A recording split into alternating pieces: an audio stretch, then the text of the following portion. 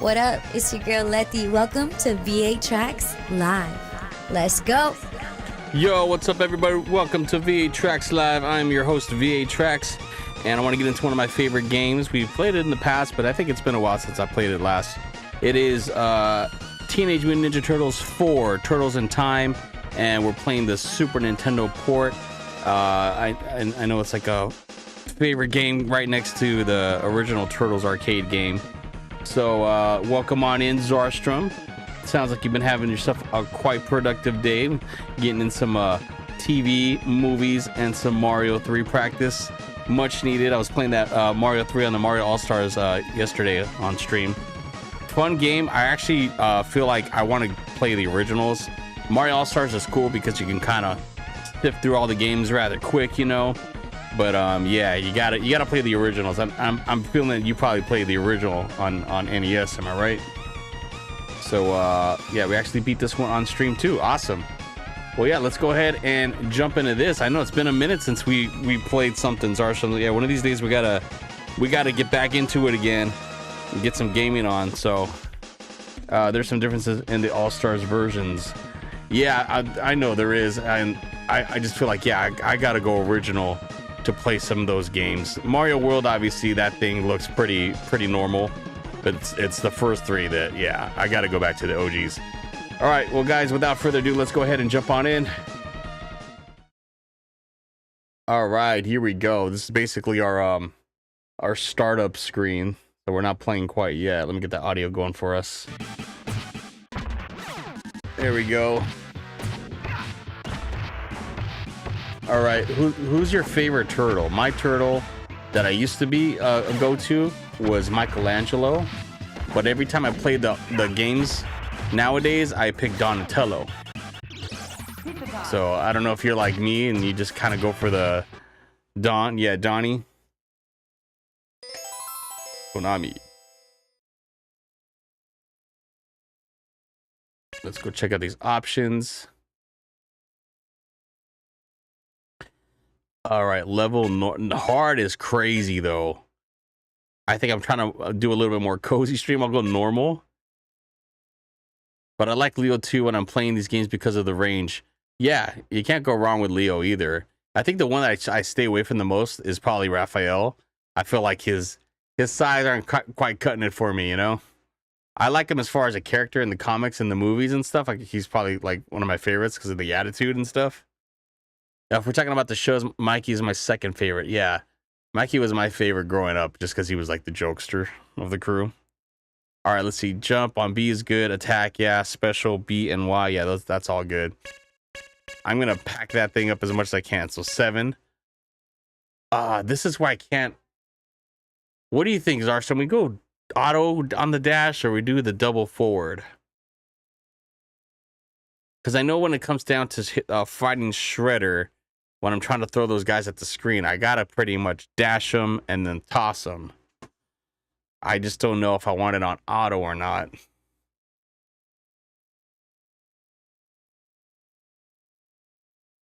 I'm going to go with your preference, auto. See how that goes. Back attack on, yes. Animation or comic? That is the question. Animation or comic? Double tap on D-pad can be tricky depending upon what controller you have. We're playing with the original Super Nintendo controller this evening, so not too bad. But if I was playing on something like this D-pad is my favorite D-pad of all time, quite honestly. So double forward on this is no problem at all. That's what I've been using for fighting games for the most part. So if that helps, you know, you get an idea of how that D-pad works. Comic or animation is the only final option here.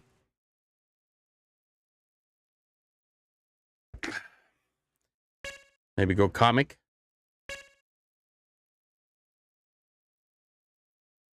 All right, I think we're ready to get on in. One player time. All right, let's go with our favorite Donnie.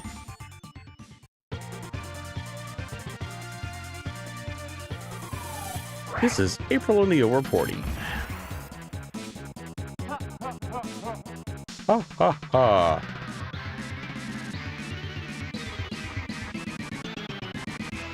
You bloated beanbag. You bloated beanbag? Like, these disses are they're so tame. I want my turtles to start cussing in the next movie. I need a rated R Ninja Turtles. Make it a little bit more darker. You know. You're gonna have a little bedroom scene with April O'Neil. You know, we gotta have the turtles actually kill somebody too. Like, come on, let's just go all the way with it. Add Deadpool to TMNT. Yeah, he'd fit right in.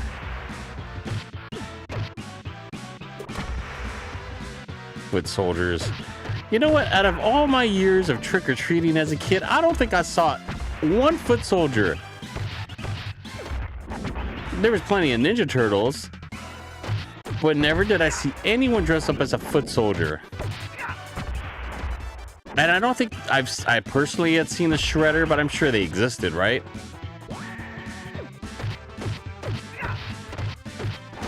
Yeah, nowadays you'd probably be hard-pressed to find any decent Turtles costumes out there. I didn't look that up. So Zarsham, you don't have kids, right? So have the youngest one, and I'm letting you know right now, he's obviously part of this new generation of kids. So he's gonna blend right into some of that crap that you've seen online already. I'll give you a couple guesses. Can you possibly guess what he told me he wants to be for Halloween? Keep in mind, he's 7 years old, but he's all over the social media, you know, stuff. So you can take a couple of guesses. Minecraft character? Nope, not Minecraft. And I'm wondering if you know this, because if you don't have a kid around you pretty frequently, you may not be privy to this information. I'll give you one more guess. If you don't get it, I'll just go ahead and come out. I'll let you know exactly what it is. You might not even know the lore and all this I'm about to drop on you.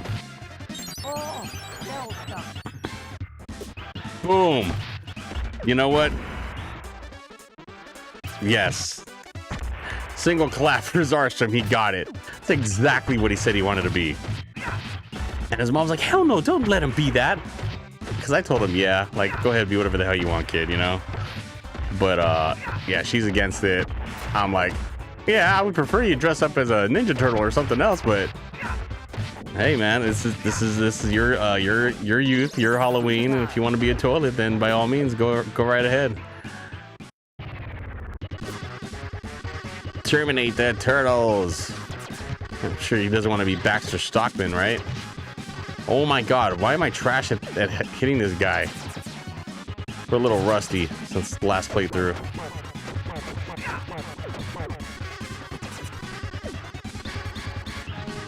What was this? Oh god. I actually had a nightmare about a talking head in the toilet when I was a kid. Oh my god, so I can only assume someone else had the same dream and made it cringe.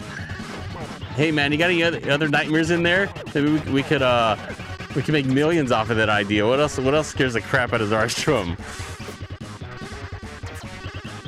You gotta play off these children's fears, right? Oh no, not the blown up condom hand.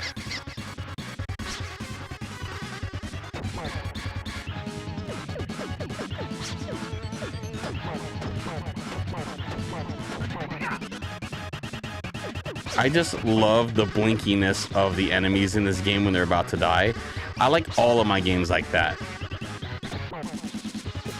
I much prefer the blinkiness to a life bar. I have a whole document full of dreams and nightmares. Let's go. Yeah, let's drop that in the chat later on. Boom, the whole list. Alley Cat Blues. Alley Cat Blues. All right.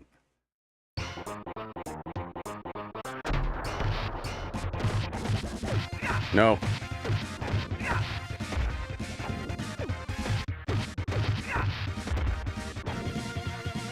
Zarsta, how solid are you on this game? You think you could actually run a deathless run on this thing? I mean, that's hard as a beat 'em up. I think I was trying to challenge myself at one point to play this on hard. I don't know if I was trying to get a 1 credit clear, but I was trying to do something. Whatever it is, I failed at it. But yeah, I know it's probably a tall ask for that one. I had it in my Discord, but no one looked at it or said anything, so I just got rid of it. I didn't know someone didn't look at it though. They might have just been horrified. And they're like, I'm just gonna pretend I didn't see that.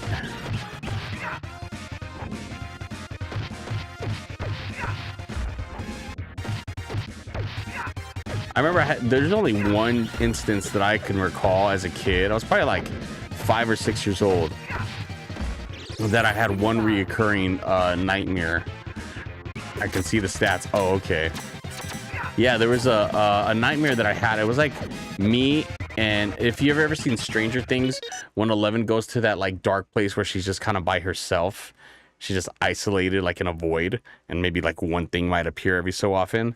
So it was like that, but there was a wall, and it was just a wall, complete like black darkness, but you could see things clear, like the actual things that were in the room, like somehow those were illuminated, so the wall you could see. And then there was this vampire, and the vampire was looking extra creepy, like it was trying to come and get me. And I was just scared out of my mind, right? I'm a little kid. I'm probably like 6 years old, like I said. And then every time, this is probably like the first night happens, and then I wake up scared. And I didn't even get to say anything to the vampire. He just like scared the shit out of me. Scared me awake. So I don't know if it was exactly the next night after that or a couple of days after, I had the same exact dream. But this time I'm like, I guess I try to smarten up, and I look at the vampire. I'm like, hey, you don't want to attack me. I'm your friend. Like trying to fool him, and basically it worked in my dream. He's like, oh, we're friends. I'm like, yeah, we're friends. You don't want to like hurt me. He's like, oh, okay. And then like, he didn't even try to look scared or anything after that, and I probably woke up shortly after. And again, for a third time, I had that dream. Dark void room, just the wall. He's peeking around the wall, scary like. And I try to tell him, hey, you don't want to attack me. We're friends. And this time he says, no, we're not. We're not friends. And then he starts coming after me. And then that really scared the crap out of me. I remember having to wake up. And at that point, I probably felt like I needed to turn on the light and just like really get like a reality check, because I was super freaked out. And I was upset that trick that worked that second night didn't work the third night. And I was just like really scared to go back to sleep, because I thought I was going to have that dream again. But that's the only time in my life where I actually had a reoccurring dream. Never again after that. What is it? My worst nightmare is actually playing out in real life right now, in politics and the world in general. Oh, Zarstrom, you and many other people right now. Was that one movie, Idiocracy? We knew it was going to come to fruition at one point, and here we are. Come on, damn it. Oh, you know what? I forgot there's a spot that I would stand here, and it was a pretty legit spot. Is it right here still? Do I have to move? I forget. Drones are scary as fuck. Yeah, drones are scary. They're monitoring us. They can target things, destroy stuff, listen in on conversations. Who knows what else they can be doing right now? Distributing pharmaceuticals. Who knows what else, but I've said too much, and they're probably listening to me right now. Yeah, kind of in that zone right there where I was standing, I think was like the sweet spot. He's already dead now, so I moved. But yeah, like right here, I figured that was a good spot to stand and kill this guy. Like, what are you going to do if a swarm of drones starts flying at you when you're walking down the street? Yeah, you can't destroy them, because then what? They're going to come arrest you for destroying government property? I'll say, no, drones, we're friends. You don't want to follow and attack me, right? And the drone, oh, yeah, we're friends. Okay, so fly away, drones. Go home. Go home, drones. You're drunk, drones. Go home.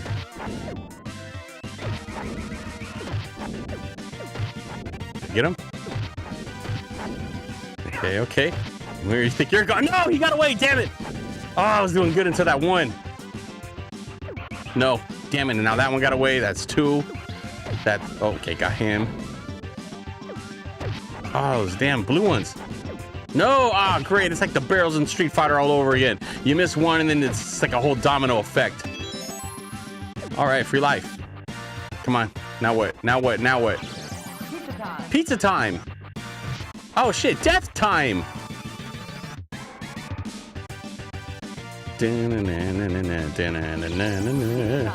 Ow, my toe, my toe.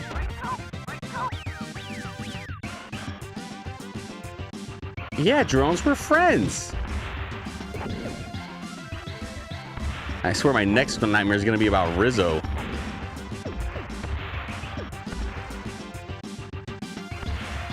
Hey, V8, would you like a slice of poisons? I mean, a slice of my delicious pizza? No, Rizzo, you go to hell. You go to hell and you die. Well, that's no way to talk to a friend, V8. I'm gonna put you in a pizza box and cut you up good. First the sewers, then the world. I don't know why you would make this crazy water tank of a thing and then have this weak point right in the middle. Like, who in the hell designed this for you, bro? Oh, God. Our first death. Oh, God. It's the little ones that freak me out because you can't really hit them and they carry grenades. Those are the worst. It's always the little ones, right? The big targets aren't so bad. Oh, God, come on! You know, look at this, his life bar. I really was just like, why couldn't they just put Rat King? It has to be R King? Like they couldn't fit the A and the T in there or what? Was there some sort of like license issue? I don't get it. What was the problem there? R King. Come on, die already. Yes, he's dead.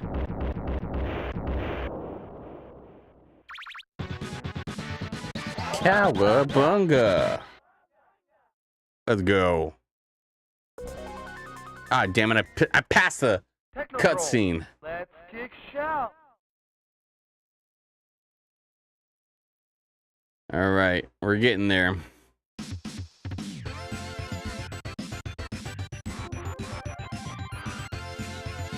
Okay, there's that auto dash we discussed. No, no, you don't. Those little bastards. What are those things called again? Little fuckbots. Damn fuckbots.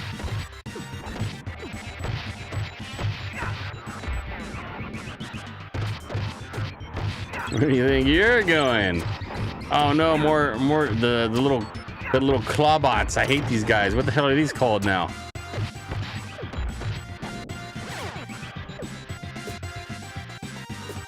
Yeah, I forget the names of those guys. And every time I'm like, oh, when I hear the name, I'm like, oh yeah, that's the name, and then I'll fucking forget again.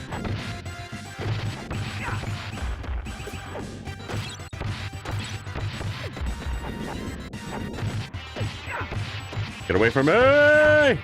Why does he have a pitch like a tuning fork? About to tune a guitar or something? Maybe the R stands for Rochandula. What the hell? And they couldn't fit it on. Probably. Yeah. I'm not aware of the full name that his mother gave him, and he's just embarrassed by it. So it's like just put R. Fucking driver's license. It must look like shit.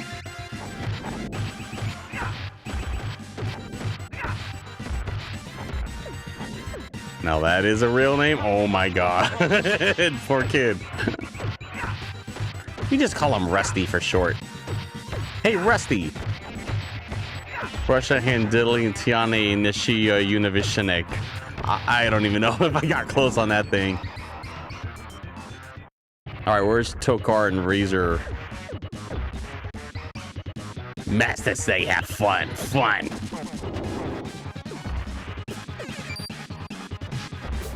Damn it.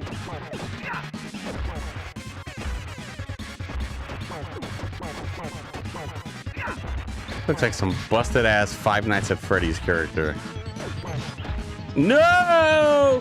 Donnie, no! Definitely not Bossa Nova.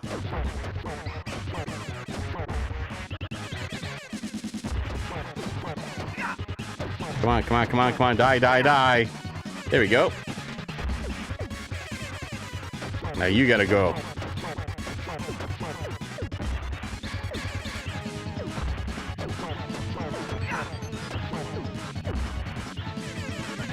What the hell is he shooting out of his mouth anyways? Little circle puff clouds made from lasers somehow. Oh no! Hypothermia. All right, we got him. What the hell is that? Rahishana Deli Shionad Fishanek Koyanishnik Quistisi with Williams. This name is often cited as one of the longest personal names recorded in the U.S. It reportedly belongs to a woman from Texas and contains 36 letters. Her full name includes references to various cultural and spiritual concepts, including Koyanis Kwaitsi and Hopi word meaning life out of balance. They're from Texas too. This isn't from some other country. What the hell, bro? Yo, man. Parents were smoking some good shit. That's all I can say.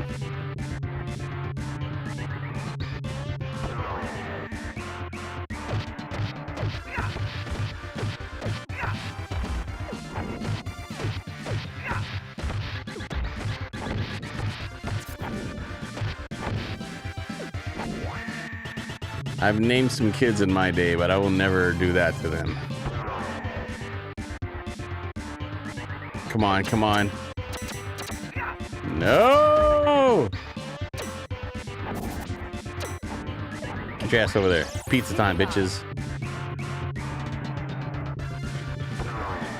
Making any pizzas tonight, Zarstrom? No pizza lunch buffet at the Zarstrom household?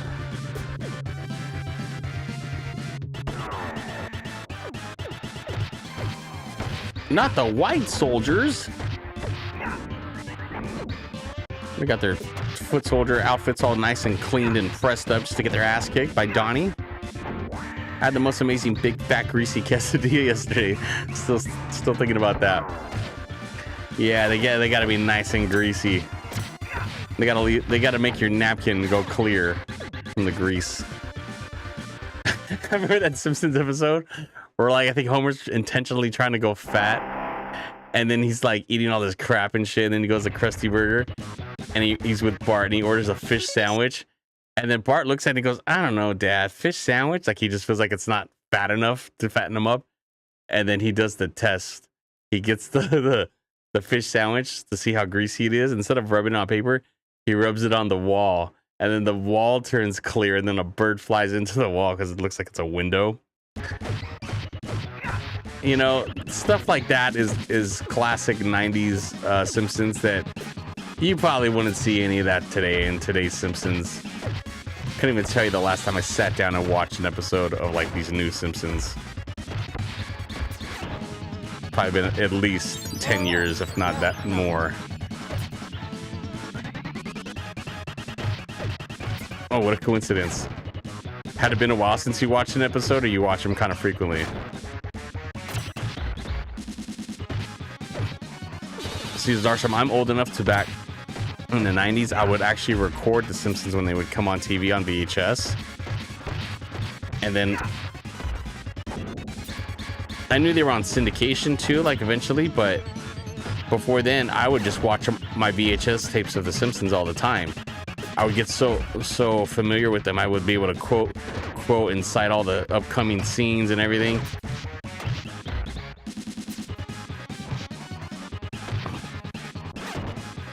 Come on.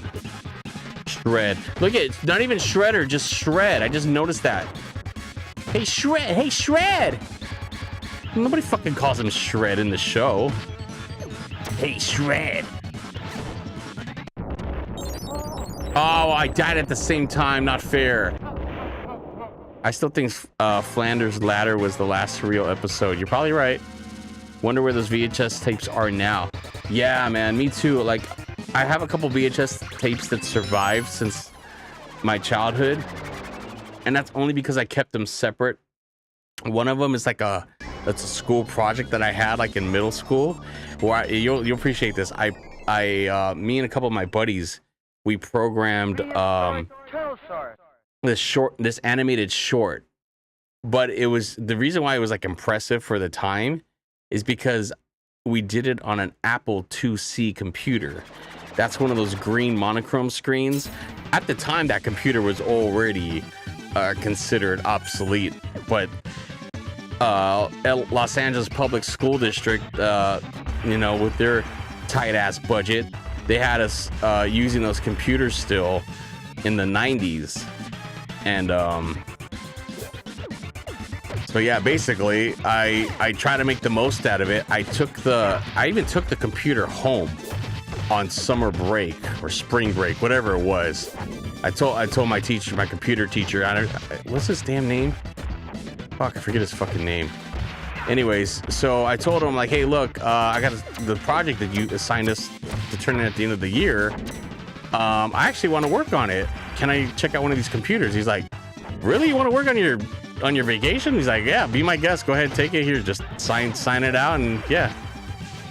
So I worked on it, and oh my god, I should be able to. I'm gonna convert that thing. I gotta have a night where I'll play that. That's probably like maybe a 5-minute video of that.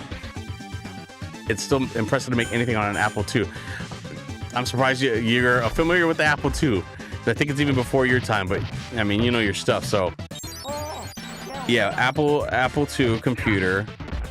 God, it was just this long, that ugly beige color everything was back then.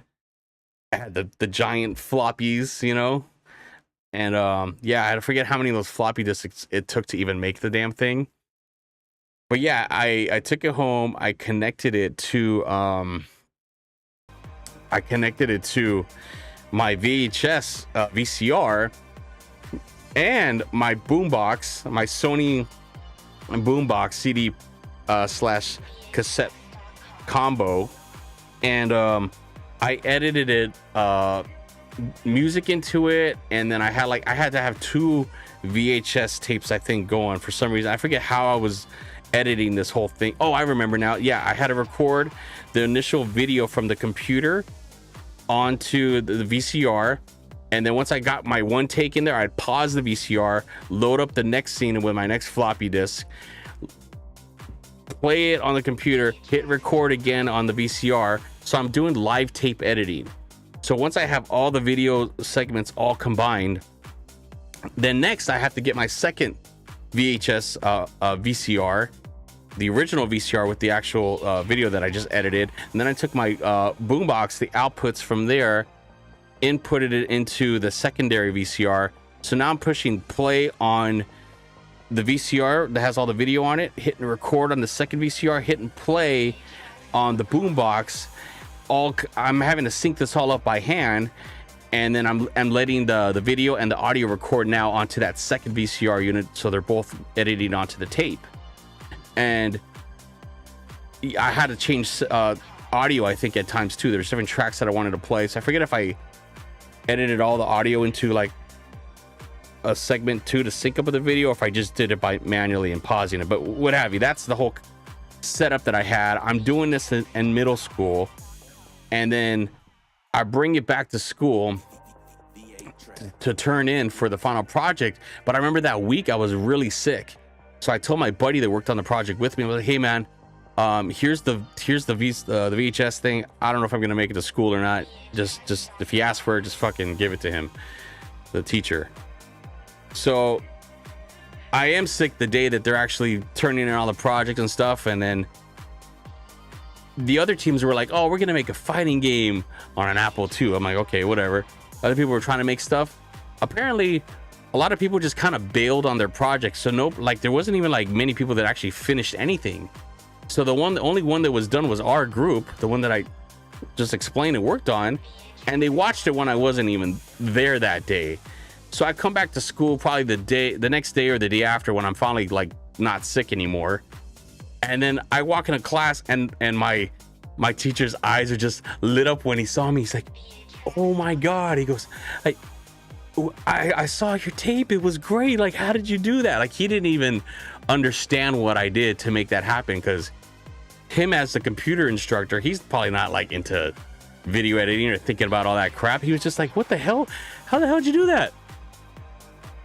I do a lot of research into old tech and media. That's awesome. Everyone got bored and left except you. Yeah, basically, they were just like, I want to do something else now. So I don't blame them. I get it, totally get it. But just because, as you can see, since a kid, I've always been into some kind of like editing. That's why the streaming is just like, it was such an easy thing for me to want to do. I was just like, oh, okay. And I figured out OBS real quick, and obviously incorporating games, the music, all this stuff together. I'm like, yeah, streaming was right up my alley. But yeah, I've been like that since I was a kid. I was the kid that used to open up the VCR with a screwdriver, figure out the inner workings, and, you know, just kind of like, I wanted to see how things worked. But I have the VHS. I do have actually a VCR and DVD combo that I'm just about to give away, actually. So you know what? Before I even give it away, I better convert that to like an MP4, so I have it on my computer, because right now it's the only copy is sitting there on that VHS tape. Yo, Night Owl Benny, what's going on? Yeah, OBS is the same shit as recording VHS, to just less steps. Yeah, Night Owl Benny, I'm not sure if you're just getting in. Welcome to the party.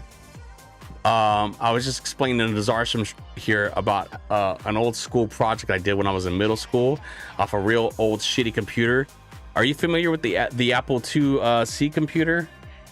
It's old black and green monochrome monitors that they had. Ancient computers, but our shitty ass school system up here in the States, that's all they had for us in the 90s to work off of. Yeah, Johnny's over here waiting for me to jump back in. Let me do that now. Showing your age there, pal. Yeah, Night Owl Benny. I don't mind. I think my face is showing my age, if anything. So, not too worried about it. Yeah, I think if you try hard enough, you can figure out my age real quick. But yeah, basically, it's a video that I put together. Oh, and Night Owl Benny, you would appreciate that as part of the soundtrack for this animated short video that I created on this computer. One of the songs, it's a Bone Thugs and Harmony song that I put into the soundtrack. So that's showing you kind of around the time when I made it, right? Yep. Your boy was keeping a gangster even back then. And the funny thing is, like years later, like Bone Thugs was one of my favorite hip hop groups of all time. And then later on, I got to meet them and open up some shows for them too. With like back in the day, had a buddy that was became part of their extension group, Mo Thugs. So I was kind of around them like pretty often, you know, in adulthood. But yeah, I'll tell you this much: I'm not the kind of guy that's like starstruck or gives a damn, and you know. So they probably appreciate it. I'm sure there's some male groupies out there. They're like, "Oh my God, bro, I love your work, and can you sign this and sign that?" Nah, I don't like doing that to people. But no, they're just some regular ass dudes, you know. So, but like, it's crazy. Just you go to like using their music in your school project to, you know, doing shows open up and stuff. It's like, yeah, I couldn't have planned that, but yeah, I mean, cool dudes for the most part. Not nothing really bad to say about the guys. I think they're still out there doing shows from time to time. Check Discord. Okay, what does he got for me today? What you got here? Don't tell me it's Rizzo with Bone Thugs. Let me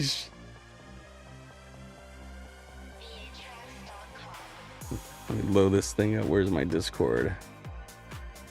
Boom, boom, boom, boom, boom, boom, boom, boom.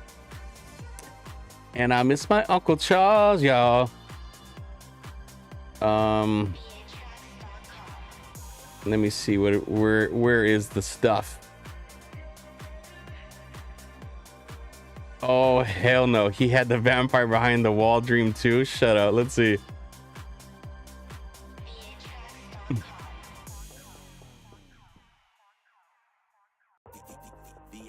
I'm even watching without the audio right now, but yeah, Night Out Benny, you missed it. I was explaining to Zarstrom earlier in the stream about this recurring nightmare that I used to have. You can watch the VOD back later on and see what the hell nightmares I had as a kid. Your history, slime balls. Hey, how does he know about my slime balls? Oh wait, this is the one I gotta get, like, hit him from behind or something. Pause. There we go.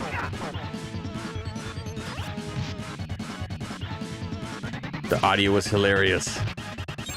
Okay, I gotta do it again with the audio then. No!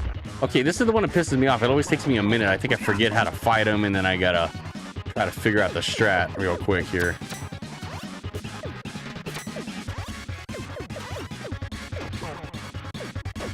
There we go, there we go. Uh-oh, not again.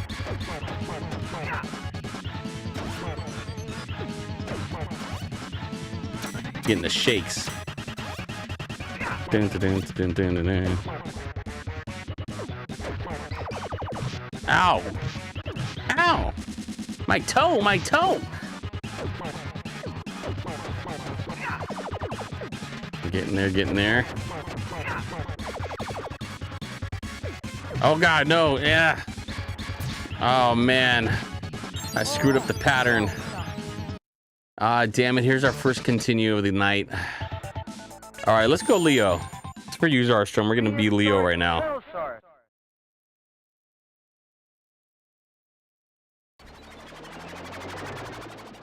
Hold on a second. Let me see what I got here.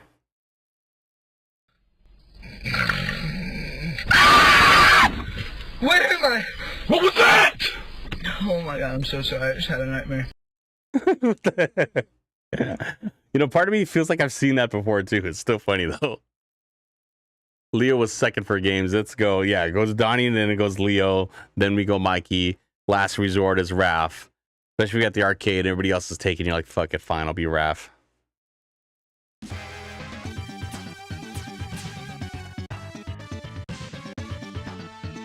Who's dropping exploding rocks? Uh-oh.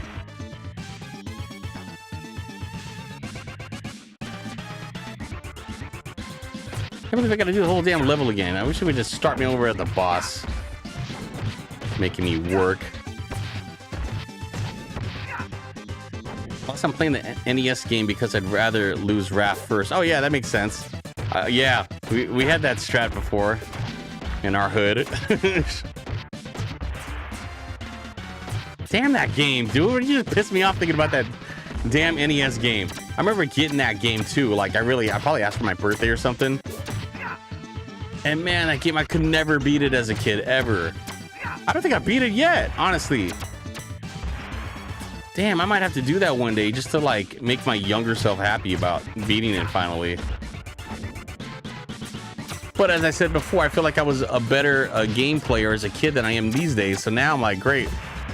Has that time passed? Am I even able to beat that game?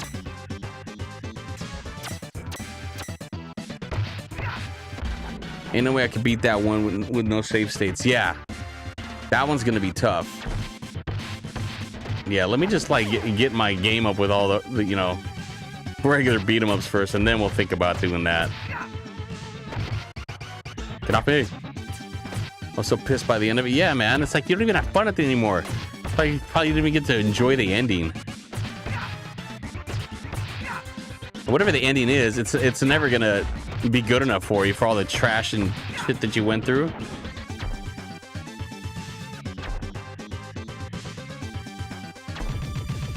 There's a part where they randomize where you need it. What?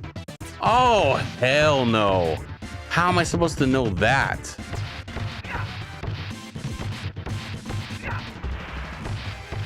Ooh, they were really like, was it one of those sticking into the rental? The whole rental industry at that point with the difficult games for no reason.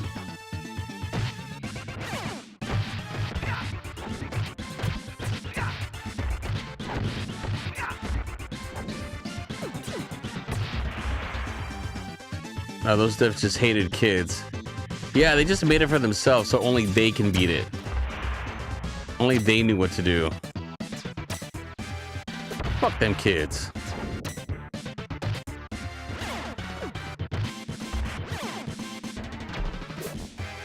Cowabunga.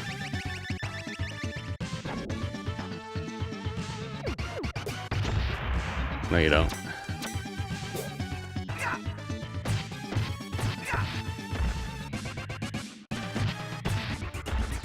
So what part of New York are these guys from, right?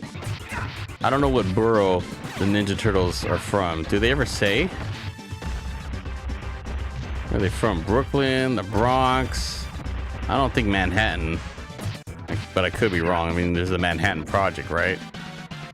It was also the start of dumbing down media as if they were mocking kids for being stupid. That's why you're kids, because you're stupid.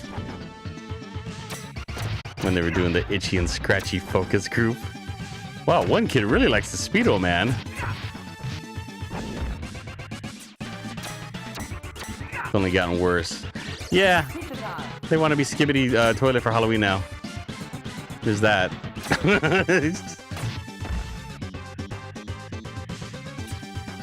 It's considered brain rot now. That's the term. These brain rot videos. Oh god, these rock guys are coming through. They look like Dwayne the Rock Johnson.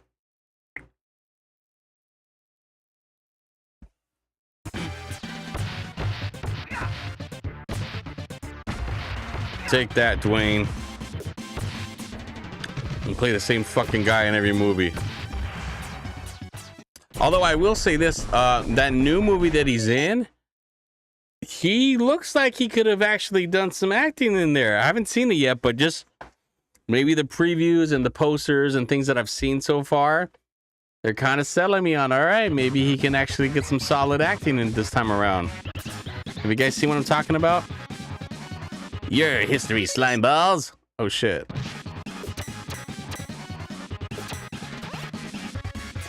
Damn you! No, you fucking fuck! There we go. No! Damn him! Oh my god! They're doing worse than the last time I played. Damn it, we're gonna die right now. Great. No!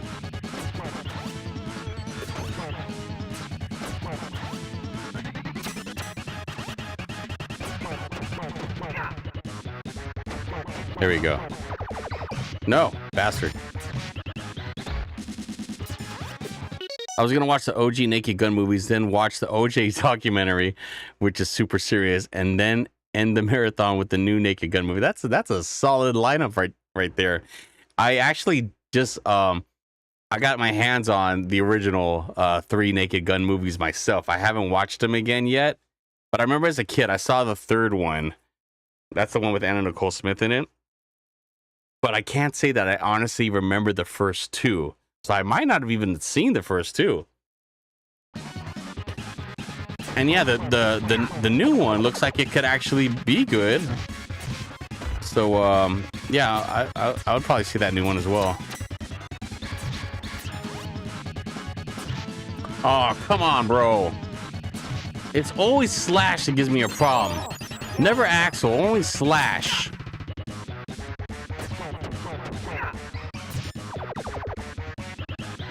No.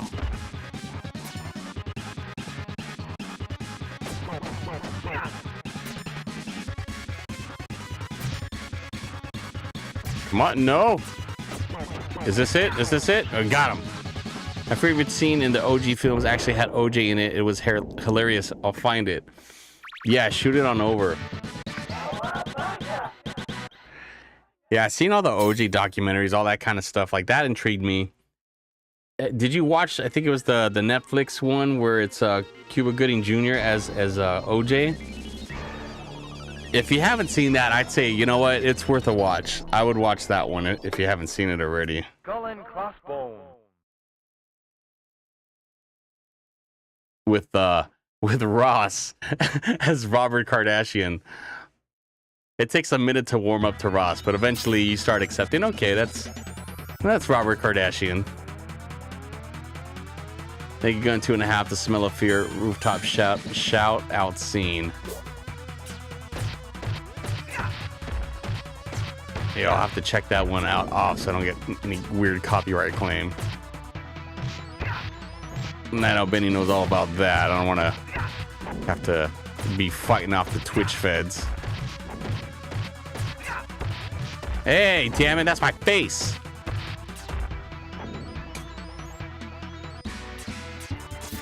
Oh my god, how did I get hit by that? You know, it's funny when I'm playing, like I think I'm doing all right, and then I watch the VOD back and I'm like, oh my god, why did I make that move? Why did I do that? Oh shit, I should have moved there. Like, it's so, you know, hindsight is 20/20, but I'm like, I feel like I should have saw it in the moment, you know, it pisses me off.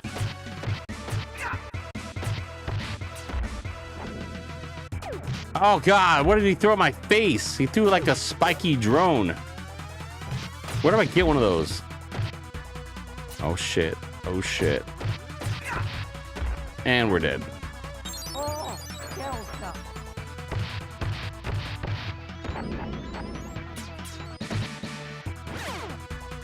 There better not have been a pizza over here. I hate like when I die right next to like a pizza off screen or something.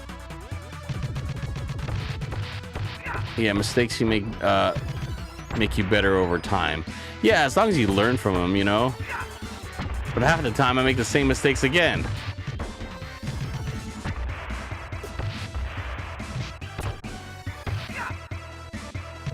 No. Damn it, Dwayne "The Rock" Johnson, leave me alone.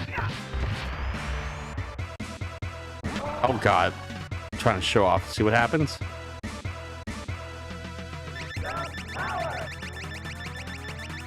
Got him. Unless you keep making the same mistakes months into practice. Yeah, I don't think if I was doing like a month's worth of practice, like, yeah, I don't think I'm gonna be messing up like that. But if, like, you know how I play. I'll play like casually, and then again, you probably won't see this game until like another year later. So yeah, I'm not really practicing. I don't have time to practice games off stream. What you see here is what you get. This is me practicing. I don't got time to get good off stream.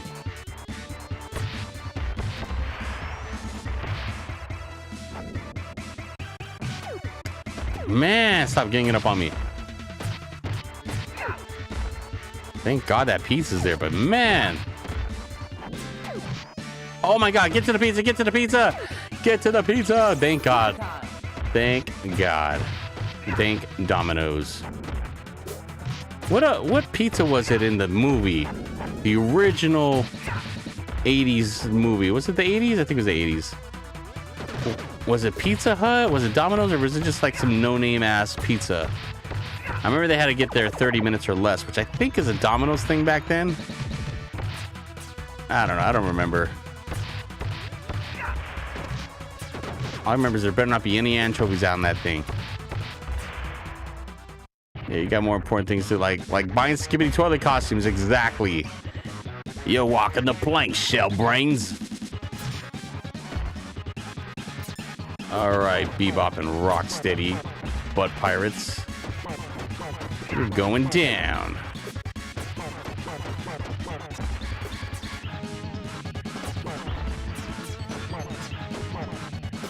I just gotta beat one of them, right? Oh my God. Oh, please not like this. Oh my God. Oh my God. Oh my God. Oh my God. Oh my God.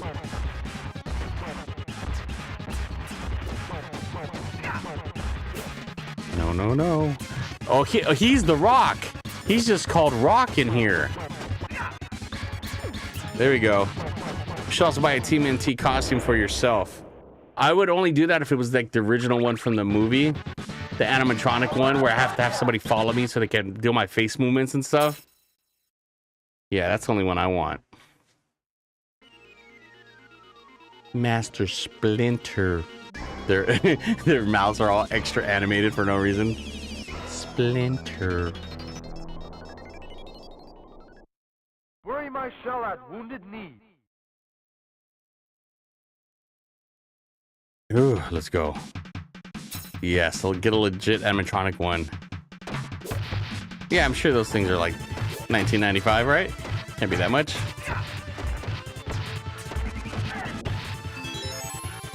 Yeah, free life. Let's go.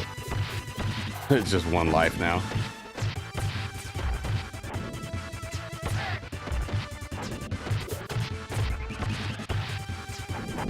Get off of me! Unhand me! You can see your eyes in the mouth. Yeah. I know what you're talking about. Scare the crap out of all the kids.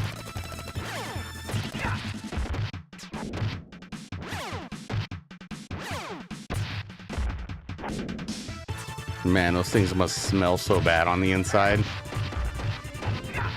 Couldn't wash the damn things, I'm sure, you know?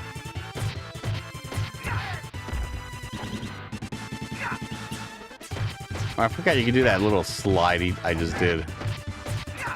A backslide. Oh, come on.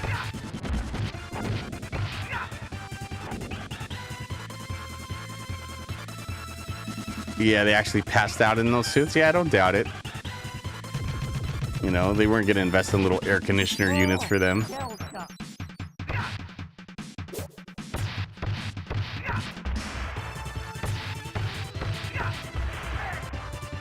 Probably pay the minimum wage just to walk around in those things. Get in there, you're a turtle now.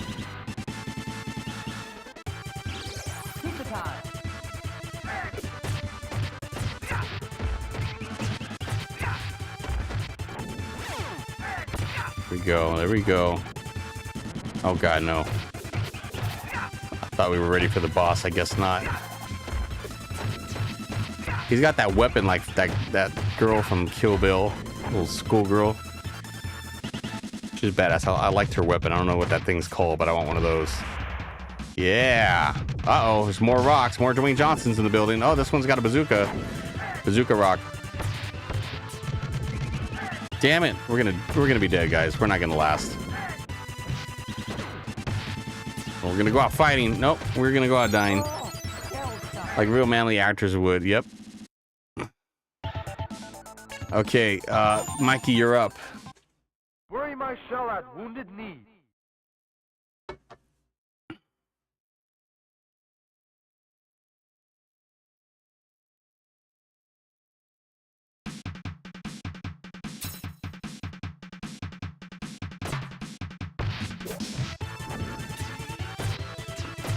Oh, I can already tell the reach is different with Mikey.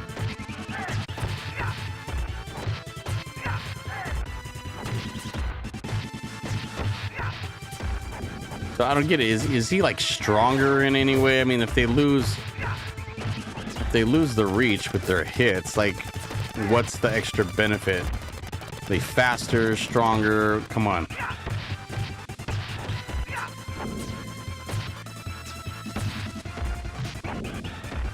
Well, that was a solid hit, Foot Soldier. I'll give you that one.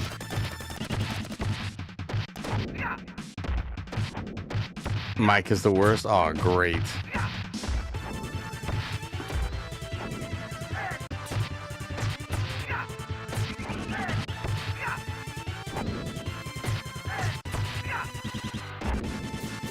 Come on, Mikey. I think at the time too, he was probably most of the kids' favorite to pick. That sucks that they made him the worst, but maybe they're trying to incentivize playing as the lesser used turtles. 'Cause I would use him all the time in the original arcade game. He was my go-to. The raft does good damage, huh? Okay, well, we got something to look forward to after Mikey dies.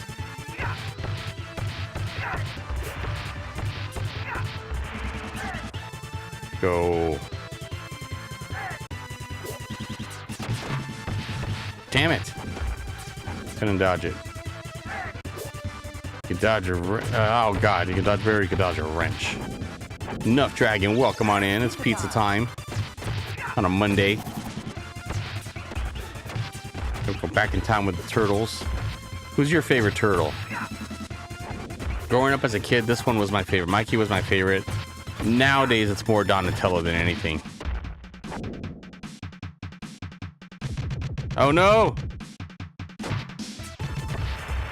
And they're all dead, including myself. In about a minute here. No! I gotta preserve my lives. I got a boss fight coming up soon. Damn it, Dwayne "The Rock" Johnson. You and your brothers are gonna get it. Another one came from back there? What the hell? How many rocks are there? Not fair. Not fair. Whichever touched April more. Mike, I guess. Yeah, Mikey didn't know about consent. But I think she was a little more into Raph, if you ask me. Oh, it's not Leatherhead, it's L-Head. What's up, L-Head? Yeah, put him up, put him up. No. It's Snuff Dragon. It's Leather Dragon. One of them swamp dragons. Well, we used to call them where I'm from. I don't know about where you guys call them. Where you're from. April liked all the turtles equally from a distance. Yeah, April's sick. She couldn't find a regular dude, right? Well, there was Casey. Was it Casey Jones? Looked like the damn lead singer from Creed, but on a hockey team for some reason. Yeah, get the hell out of here, you damn hobo. Hobo croc. Cowabunga. All right, where are we going next? Where to now? Oh, I forgot. We got to do the thing. Whoa!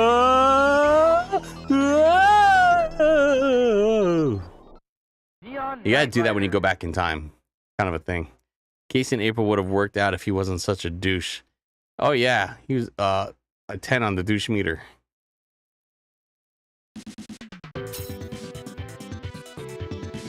Bonus chance. Let's go. All right, guys, we're playing F-Zero Turtle Edition. No. No. How did I used to play this and not miss them? No.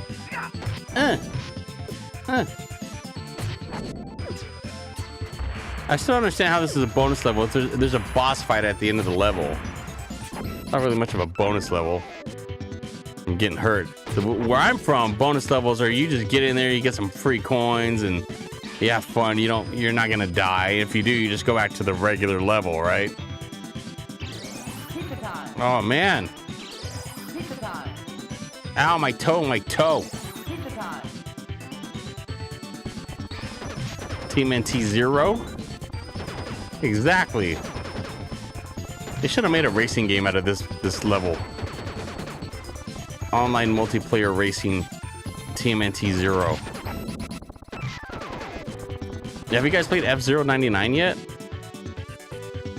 They have a Switch, but I don't subscribe to the Nintendo Switch Online. What is it called? Nintendo Service Online NOS, whatever the hell it's called. You want to visit this city? Yeah, it's a pretty cool city, right? Wait, what year was it? Did it say 2020? This is what it looked like 5 years ago, guys. Not anymore. It was just that 1 year. You guys weren't around. You don't remember.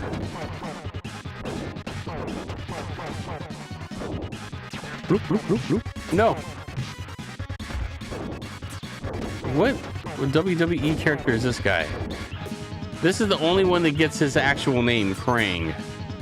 It's not K-Rang or some stupid thing like that. Oh god, oh god. I don't have Switch. Yeah, this is 2020 would have looked like when things went good. Man, 2020 screwed everything up. They triggered that on purpose, bro. They were just waiting to put the Switch on that one for a while. They're like, Y2K? All right, not yet, not yet. Let's wait another 20 years and we'll do it then. Yeah, we were all expecting it in the year 2000. China. Did you see that South Park episode where Randy is to blame for her COVID? The bat? Did you guys see it? Oh, I don't want to spoil it for you, but you got to check it out if you haven't seen it. Darsham, if you got any way to watch those, watch the episode. I think it's like one of those COVID South Park specials. I don't know if Paramount Plus or something had it, but I kind of don't like that now South Park is kind of on those streaming platforms like that. I don't like it just when it's on Comedy Central. I can just watch it. I think I saw it when it was new and forgot it. Yeah, they're still putting out some quality stuff, I think, though. They're not like The Simpsons. Whoa! I've just been buying the DVDs. Oh, that's what I wanted to do today. I completely forgot. I was gonna go to I've lived at this place where I'm at now for like 2.5 years. And there's like this used CD, DVD shop, like not even like really honestly just down the street from me, and I haven't stepped foot in it. And I keep telling myself, oh, I'm gonna do it. I was at work today. I'm like, oh, before I go home today, I'm just gonna stop there and I'm gonna check it out and see what they got. Completely forgot about it till right now.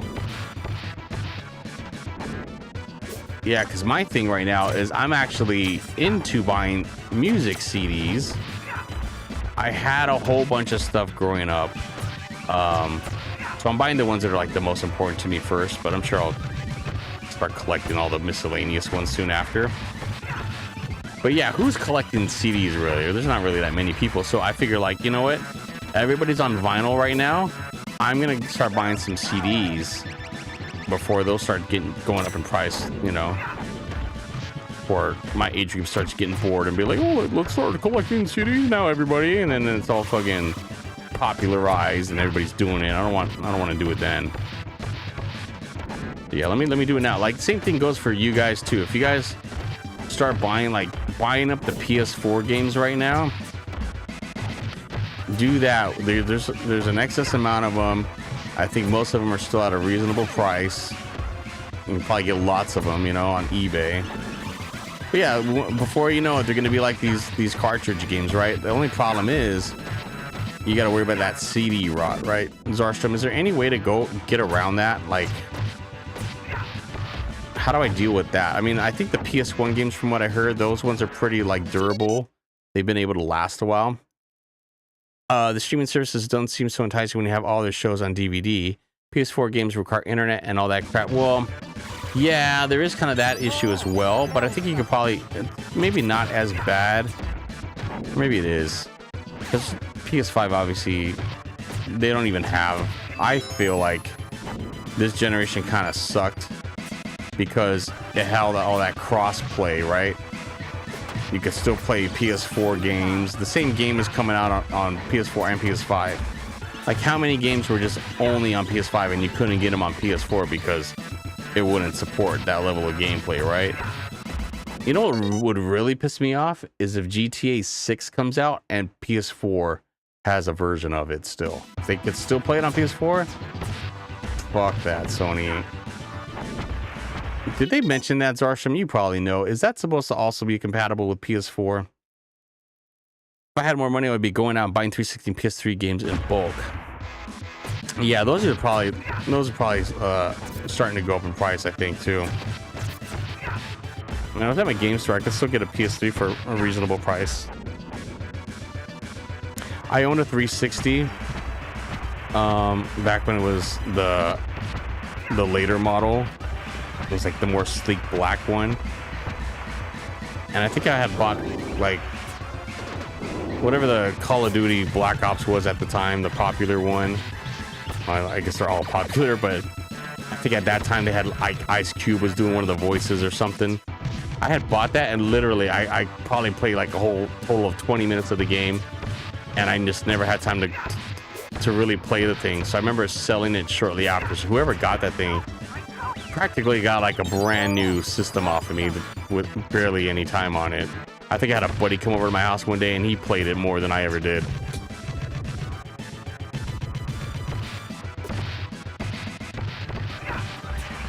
When I was a kid, I had the OG 360 and that piece of shit broke. You got the you get a red ring of death, or is that the original Xbox I'm thinking of? I forget which one. Maybe it's with 360.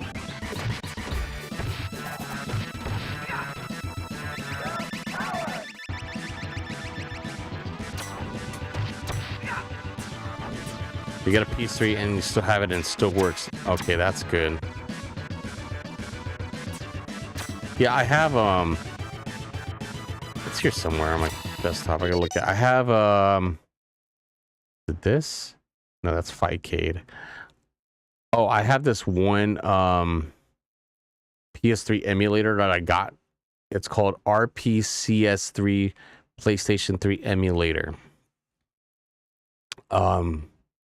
What do you use to play PS3? Do you actually use the original hardware's Arstrom, or do you have, what are you using to play those games right now? Oh my god, I opened it up now. I'm like, okay, now how do I close this damn thing? It's probably trying to update or something too. Yeah, let me close that. Yeah, I got it for, I don't have a few games. I think I have The Last of Us on this, Street Fighter 4. Yeah, there's the Call of Duty Modern Warfare 3 I got on there. I don't even play any of these. I don't even know why the hell I have it. I use RPCS. Okay, so you do use that one. But usually I can play just the real thing. Yeah, if you have the real hardware, of course. Why are you going to waste your time? It's just more like ease of access, right? If you don't want to, you don't have it plugged in, you want to set it all up.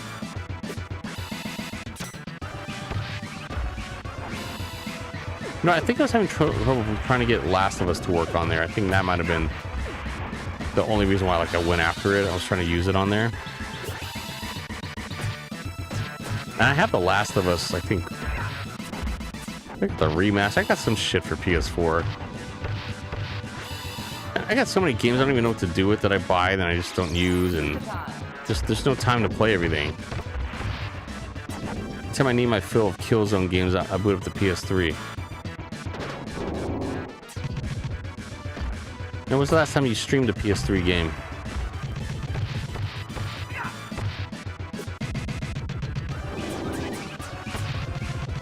And you realize there's a time in my life where I just wasn't playing games at all. Like I was really busy.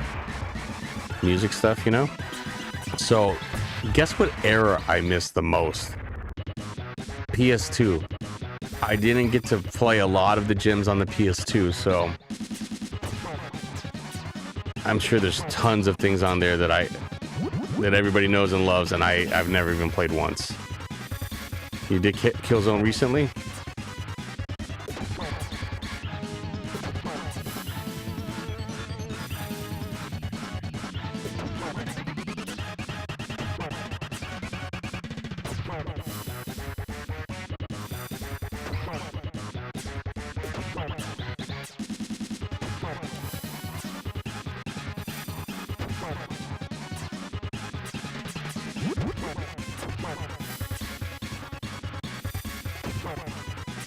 I think when I was playing this on hard, I was like getting really pissed off at this part here, but so far it doesn't seem so bad, but maybe he's gonna ramp up right now, we'll see. Ah, damn it. Oh, there's your YouTube stream of it.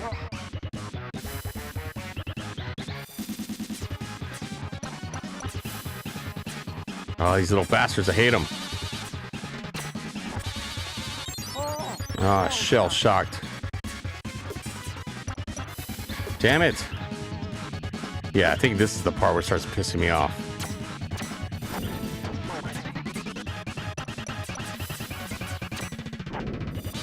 No! No, Bubbles! Shut up, Shredder. No, no, no. Damn you. How does he still have 2 fucking bars of life? No.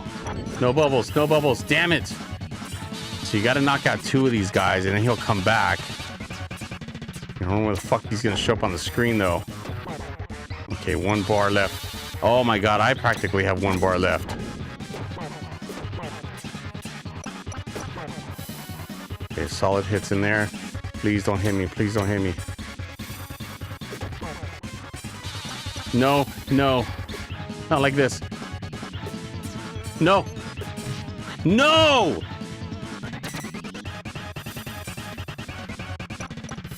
Damn it, damn it, damn it. Come on, come on. No, no. We probably had like 1. Oh shit, I thought that was my last life. Okay, good. Oh my god, I thought that was the last one. Yeah, PS2 had some of the best games of all time. Yeah, for sure. I know all about it. I just haven't played a lot of them. That's the VOD from Twitch. Okay, awesome. I'll check that one out.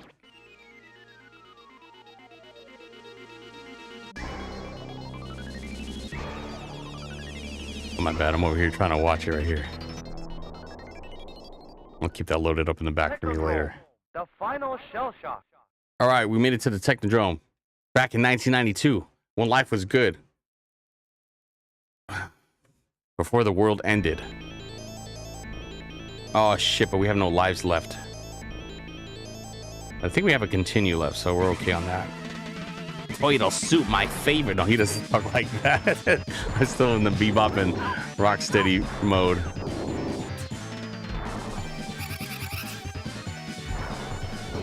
I'll make toilet soup out of you. This is how the new Shredder sounds. Okay, how the hell am I supposed to hit this guy again? I think I gotta get in back of him, right? Damn. Okay, let me just try to figure this shit out.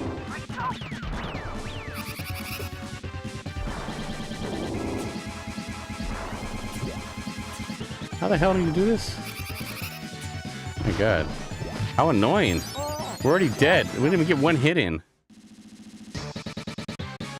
How many continues do we have, though? Okay, Donnie. Fuck. We didn't go with Raph, but whatever. Final shell shock. Yeah, I don't think I have any more, continues, right? This might be it.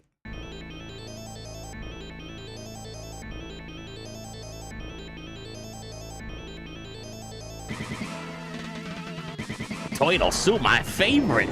Hey guys, I'm Shredder. I'm gonna make toilet soup out of you because I'll talk like this now.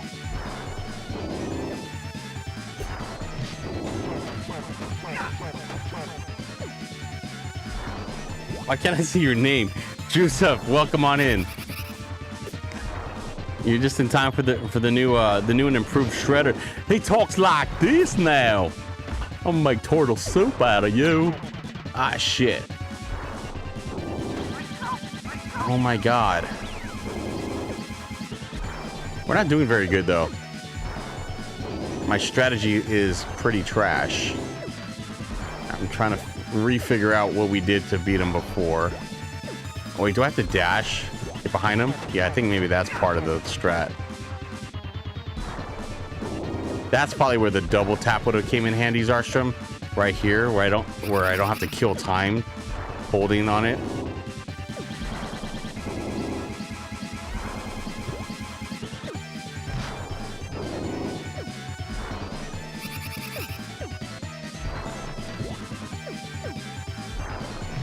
Ouch.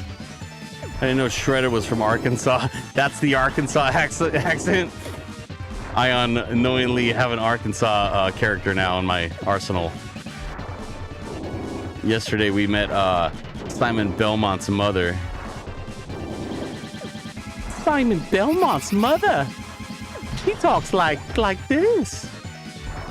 Oh God, come on, just get some hits in, bro.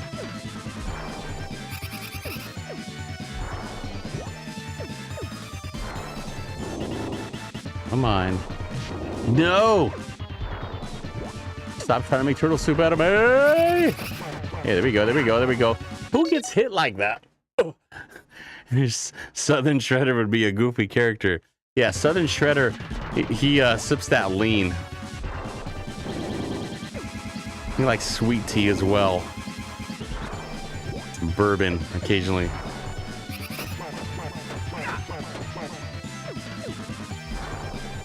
Yeah, come on. Getting them hits in. Let's go, baby. Oh, I can't do shit right here. Gotta get out of that side. Oh, man. Oh, man.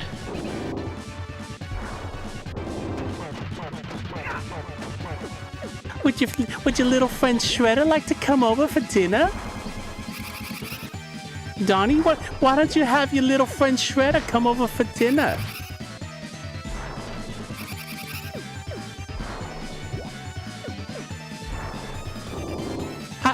I ordered some pizza from Rizzo Cheese. It's your favorite. Shut up, Mom. Playing turtles right now.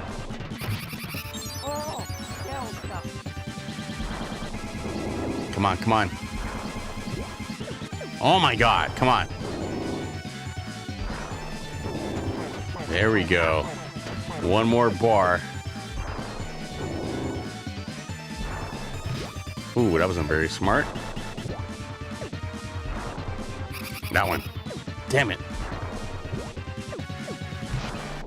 Ow, my toe, my toe. Imagine if Shredder had a Larry the Cable Guy accent. Have a Shredder sounding like Mater.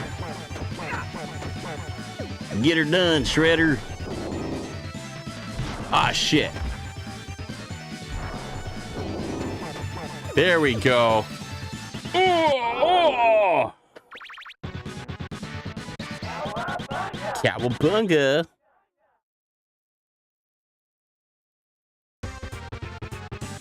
Oh, Master fucking lazy ass didn't do shit the whole game. Just stayed in the damn sewer eating all the pizza on his own. You too, Raph. You didn't help in the cause at all. Thanks for the GGs. Defeat the hard mode and you will be true ninjas. For now, you are pathetic turtles. Now go pick up my dry cleaning. You fucking little bitches. Damn, Master Splinter. I don't like the way you talk to us. Let's beat him up, guys. There's 4 of us and only 1 of him. Konami. Well, that was a solid playthrough, right? That only took us what? How long have we been on now? About an hour and a half or something like that. Minus the stream time, starting soon time. Man, if I only had my my animated short from when I was in middle school loaded up. I gotta load that up. So, Joseph, I was telling the guys earlier on stream, when I was younger, I had a school project and I made it off of a real shitty computer. It was like an Apple II computer. It was one of those black and green monochrome screens. And I had to hook up some VCRs and audio and like did some editing and stuff, turned it in. The teacher fucking loved it, right? It was probably the best project ever of all time. Not even tuning my own horn, but that was coming from him. Like he was in love with it. So it's a real janky animated short on a piece of shit computer. But it was what I was able to extract from that piece of shit that was impressive, right? So I'm gonna find a way to convert it to an MP4. I'll play it on stream one day. I'll give you guys enough notice so you'll know when it's coming out. I'll probably throw it up on YouTube or just for shits and giggles. We wouldn't have to beat up Shredder if he didn't try to beat us up. I don't know. Why do I feel like we started it? I don't think he was coming after us to begin with until we started coming after him because we wanted to do the Batman thing and start policing the city when nobody was even asking for our help. But we just felt that it was our duty to step in and do something about the foot soldiers. What were they doing anyways? Because in the movie, they just had like the young kids were like the foot soldiers, and they were like stealing all the TVs and radios and shit. They were stealing all the electronics. They steal all the burgers. Get them. Question: if someone shared weird music video called "Exploding Dickhead" without any context whatsoever, would you be off put by that? I want to know that I'm not crazy. If it wasn't, if it's coming from you, Joseph, I wouldn't give a shit. Like, I don't just expect whatever from you, right? That's totally cool. But if if like my mom sent it to me, yeah, it'd be a little weird. Or if it was just some random person that I don't ever like engage with, and I got that from them, yeah, it would be a little off-putting, right? Reminds me of the Spy Hard intro. Gotta forget that movie. So what happened? Give us the details. Someone dropped this dickhead bomb on you. They're like trying to drop a hidden meaning to you through a music video.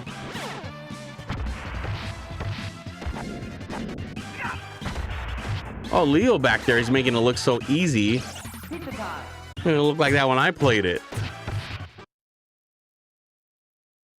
Let me see something here.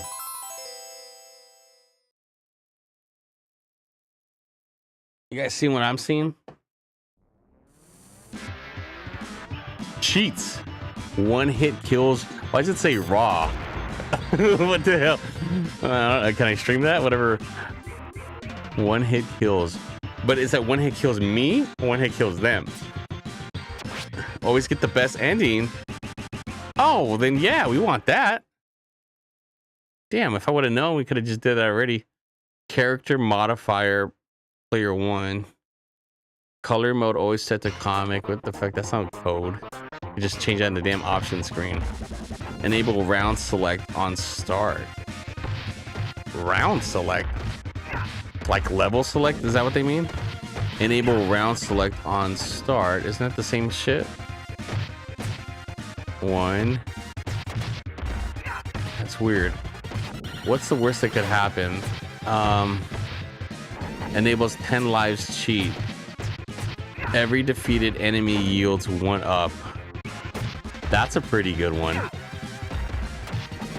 Well, it was someone I engage with, but he's kind of a troll, and I have trouble reading his intentions, okay? So I told him to please show some tact when sharing something like that, so I know where he's coming from. But to make a long story short, he didn't like me suggesting that and openly scoffed at me as a result. Well, fucking banned. That's what I say. Ban him! He's not even banned. Banished. Banished he is. Freeze timer raw. Hard mode always selected. That's not a code, man. Hit anywhere. I don't know if that means if I hit anywhere on the screen, the enemy's gonna get hit. Oh shit, what did I just hit? Gaslighting me by saying I needed therapy. Oh, fuck that guy. You need therapy, dude, because you just can't deal with me in the reality, man. You gotta get checked out, bro. I'm just keeping it real. Yeah, you're keeping it real asshole-like is what you are doing. Hey, you just gotta call it as you see it. I think if you weren't certain about it by now, take VA Track's perspective on the whole situation. Fuck that guy. He said I was homophobic because I was off put by the video. That has nothing to do with it. That has nothing to do with that shit.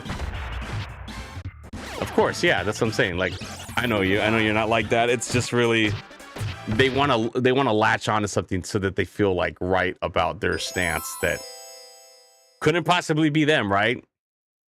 It's got to be you. It's not me, it's you. Start with 100 lives. Don't change live settings in options screen. Okay, wow. Super Shredder has no energy. Can I do a couple of these though? Oh yeah, I can. Okay, so we can do that. Super Shredder has no energy, and then we can do start level 9, and then we're also going to do, where's that one that I saw earlier that I want? Oh, invincibility. Okay, okay, how do I enter into that shit now? How do I do this? If I just hit escape? Let's turn on all the cheats. We're gonna break the game if I do that. Okay, how do I go back though? If I hit escape, that doesn't work. If I hit enter. No, enter just does that. Left. Oh my god, how do I get out of here? Oh wait, do we just do this? Okay, maybe that'll work. Let's see if that works. I don't know if that actually engaged or not. We're gonna have to find out. Nah, I can handle it. Zarston trying to brick my mister. Sorry, I thought I could handle it. Okay, so all right, it worked because we're already going to the last level here, right? Wasn't Game Genie the best? Did you guys have Game Genie?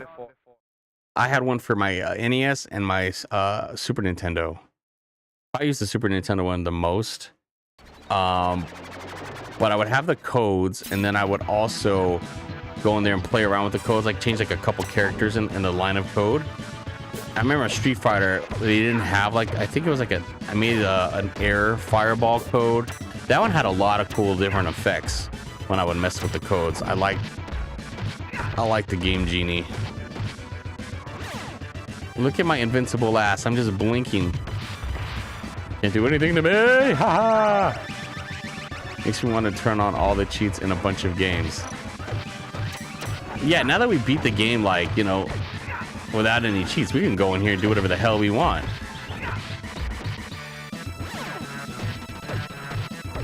There's no rules anymore, man. It's just anarchy.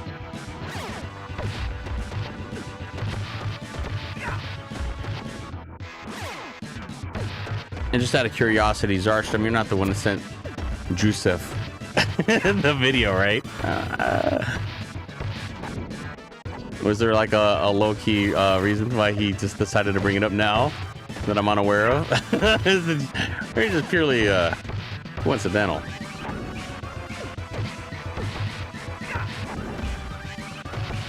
No, it wasn't him. All right, just making sure. Not trying to instigate anything. It's just V8 being V8. Oh, this game is a lot more fun when you don't get hit. Have you guys tried cheating before? Oh my god. Pizza time.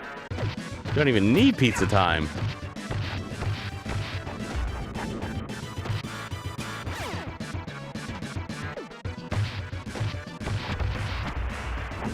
We're gonna get a solid run in here before we get the Super Shredder. You're much better now with the cheats. For some reason, you know, I play better when I have cheats. No, there's just no rhyme or reason to it, you know? It's just that I'm feeling really down and depressed right now. I usually do, even when I'm right and telling someone off. Not to bum anyone out, but it's the truth. Hey man, no, it's perfectly fine. We're all there. I'm actually one of those people that might have multiple moments like that throughout the day, every day. And I have to like kind of talk myself out of it. So like, yeah, totally cool, bro. You ever want to come in here, just say whatever the fuck you want. That's fine with me. I don't give a damn. You can drop it in the Discord, bro. But yeah, stuff like that. It's really hard when you're going through that and someone doesn't realize it, and then they start fucking pushing your buttons even more. Yeah, I get it, and that's the one thing. Like I had to learn too as I got older that, you know, I have like a lot, like, you know, I make a lot of sarcastic jokes here too online. It's just kind of it's always been my humor, and I've had some moments where I'll make sarcastic jokes and I'll do it at the wrong time. Like sometimes I don't read the room and I'll say something like I probably should have just kept it to myself. So as I've gotten older, I've had to learn when to subdue myself. You know, here is my stream, so I'll just say whatever the hell I want here. But yeah, if I'm at work or something like that, I'm obviously gonna watch it a little bit more. Oh, hell yeah. One hit Krang. Let's go. That hole's our way home. Let's go. You got to watch all the comedy shows. That's what helps me. Also hanging out with people. Yeah, that's the thing. Anytime I'm online, man, and you see me come on in here, the more the merrier. I mean, I show up to your stream whenever I can see you go live. Just because, yeah, sometimes it's like it's not even about the content, you know. You just want to chop it up with your buddies and stuff, you know. Tweedle suit, my favorite. Oh my boy, he's dead already. Music didn't even have time to build up. Fucking dead. Not Super Shredder. Using cheat codes in the game will make you happier too. Look how happy I am now. Now that we're cheating. Wait, where's my super ending? Very impressive for such young students. You bunch of cheaters. Yeah, final test. What, I didn't beat on hard mode? Not hard enough for you? Pause. All right, we're gonna go and change the setting in options to hard mode. Oh, ha, ha. Pixelated ass shredder. Look at that. Beat that speed run right there. 4 minutes. Beat the whole game. I'm here, so I agree with the socialized comedy is cool if it's the right kind. If it's stand-up, I'm George Carlin and then Dane Cook, if you know what I mean. Yeah, no. George Carlin is a damn national treasure. You know? I think, like, obviously towards the later part of his career, it became a lot, like, more, like, political. Just kind of like how Dave Chappelle is actually more recently as well, too. It's less straightforward, like, jokes. There's not a lot of, like, you know, back-to-back punchlines, but he has given you comedy in there while speaking the truth the whole time. Okay, so hard mode continues 5. Okay, let's exit. Yeah, Dane Cook stole jokes, so fuck that guy. So he basically, yeah, he ruined his career. Once you're a comedian and you get caught stealing jokes, that's like career suicide. That happened to what's his name too, Carlos Mencia. That guy got it probably the worst out of everybody, but he was just so blatant about it. He would never own up to any of that shit either. He lost a lot of friends. He was on top of the world at one point when he was doing his Comedy Central show. Later era George Carlin is my jam. Dave Chappelle could fuck right off with his trans hate. Yeah, so he tries to like make it right by, you know, stating that he's had like trans friends or this and that, you know? I really feel like, I don't know if he's necessarily like hating. I just think what he's doing is he's trying to eliminate that line that was put up, I guess, where certain topics were it couldn't be touched in comedy anymore. I think he just wants that back. I feel like he's probably more fighting for the comedians out there to not be scared to say whatever they want. I don't really feel like he's dying on that hill for that cause or against that cause, what have you.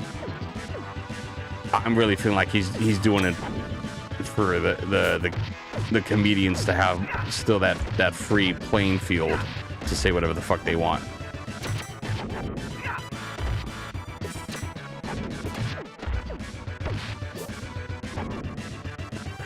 Oh man, this level's taking forever. What are we at, 30 seconds already? Oh my god, I gotta beat my 4-minute speed run. Get the hell out of the way of the Rock, Dwayne the Rock Johnson.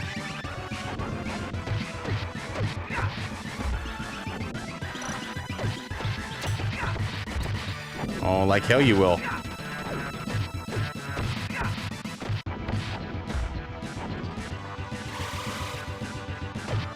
Remember those 80s juggernauts? And there's Andrew Dice Clay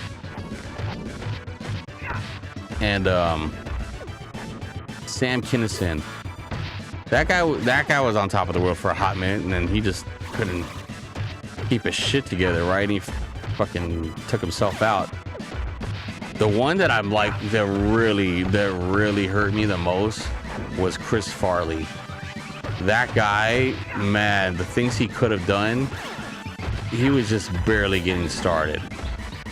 The physical comedy, yeah, like he was aware that he was like the heavy, the fat jokes and all that shit kind of guy and stuff.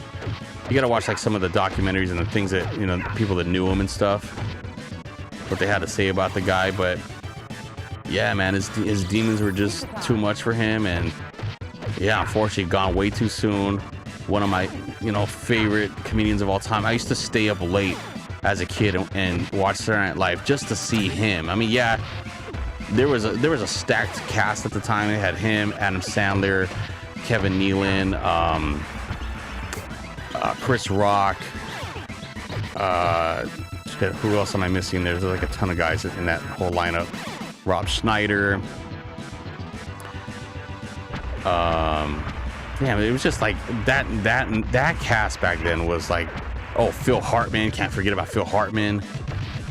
But yeah, I used to stay up and watch Saturday Night Live just because I was like just amazed by what I was seeing out of Chris Farley. He was so good, whimsical greatness, just like me. Yeah, I just, it still hurts to this day, man. Every time I see him, like, you know, I've taught my kids about him. Just,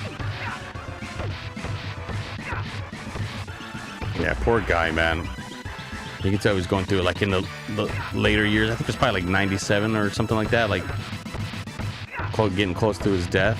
When I saw him on, he hosted Saturday Night Live again when he was not even on the show anymore, and you could tell, like, I'm like, oh, he doesn't seem like the same. Like he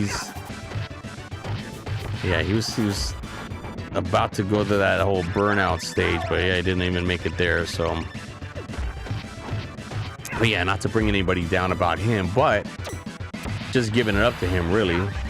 That's, you know, sometimes you just need like some stupid, funny comedies like that. And then you have obviously your intellectual comedies with the more George Carlin type stuff.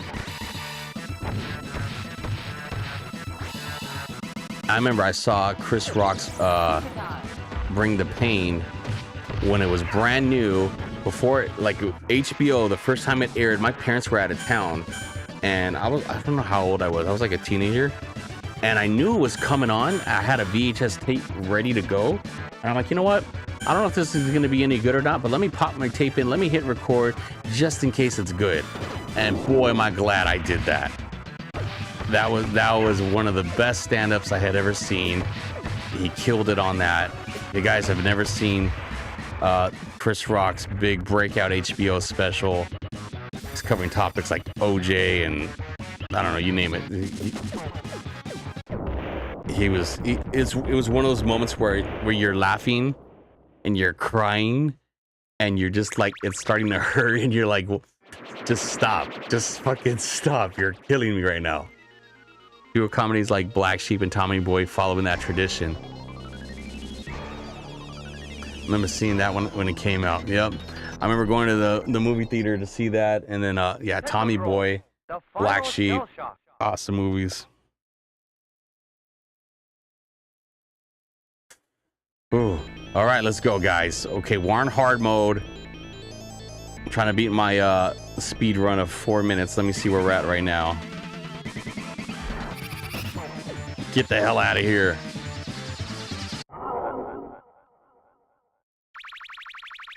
Final shot clear. So we're supposed to have the best ending right now. Let's see what happens.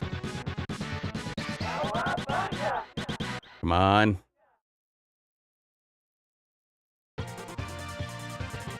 The Teenage Mutant Ninja Turtles, our four reptilian heroes, have overcome the arch-villain Shredder.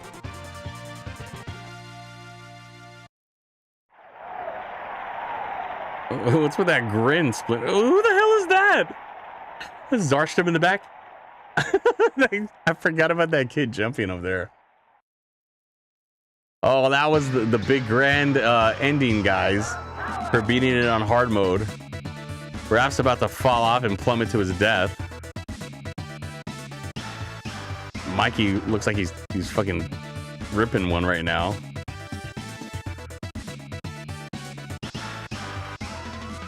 Oh man, what a great game. I actually remember playing the original Ninja Turtles in the arcade like a ton. I don't remember running into this arcade cabinet that often though. Obviously it was an arcade game, but like I don't think we had many cabinets of this game when I was a kid. Let's go, Raph. Yeah, I like how they made Raph like kind of like an asshole in the first movie. And remember when he said, damn? I was like, ooh, he said damn in the movie. He's a badass. Produced by Konami. Well, how you like that, guys? Oh, we got the credits. Oh, the cast. Who was in this? I need to see the IMDb for Turtles in Time. Leonardo, you can't even see it. You can't, the code is still on. He's still invincible. Oh, that's dope. Well, I like how it's not like a pre-rendered ending. It's like it's showing the actual characters in their normal like fighting state, right? So that's why he's still invincible. That's kind of cool to know that that's how it's programmed now. We wouldn't have known that had I not put this code on. But now that the code is on, you can tell what's going on here. Wait, we already saw this part. Where they're showing it? Oh, because of April. April knew Master Splinter. Master Splinter's like, I'm gonna get that later after the game. Not even foot soldiers, just foot soldier. There's just one guy that played all the foot soldiers. They just CGI'd him into the rest of the scenes.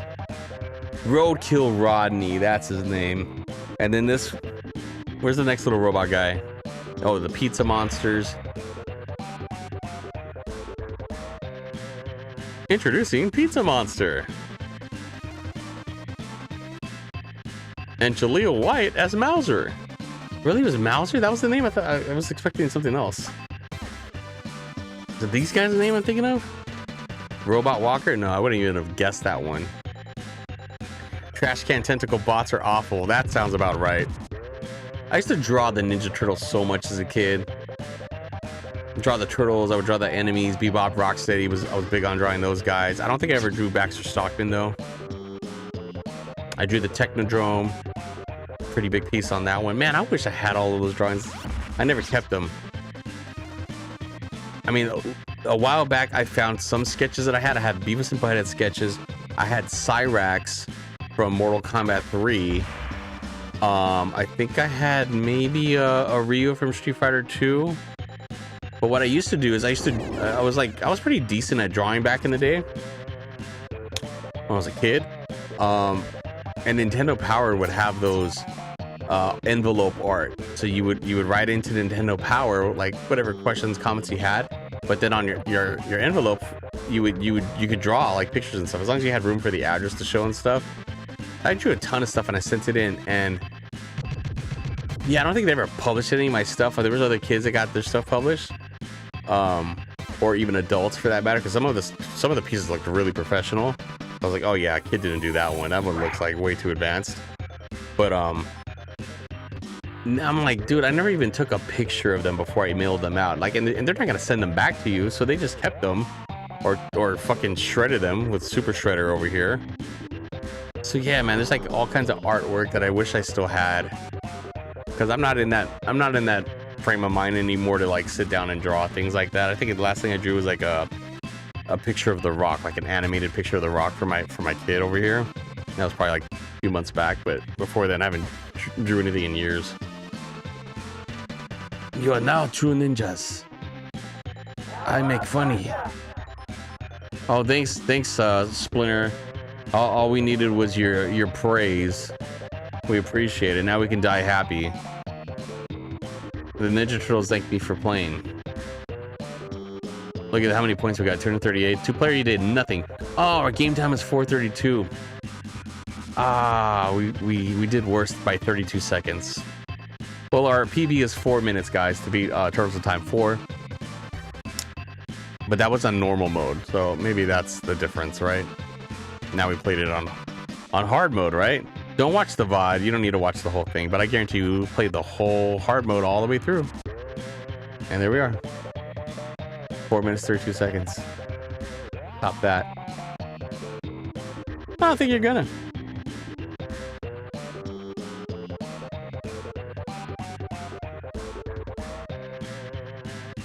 Have you guys seen the where is it? Let me pull it up over here.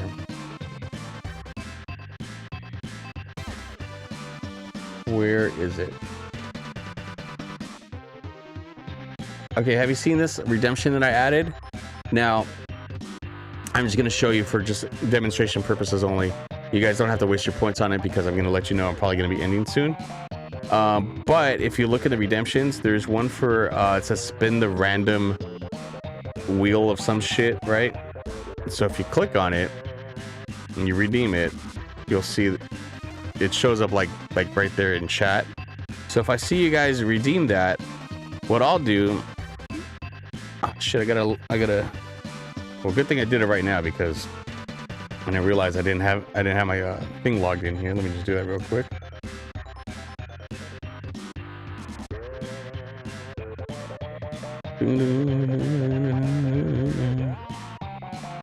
Okay, so if you guys redeem that, what I'll do is I'll click the thingy. Oh my god.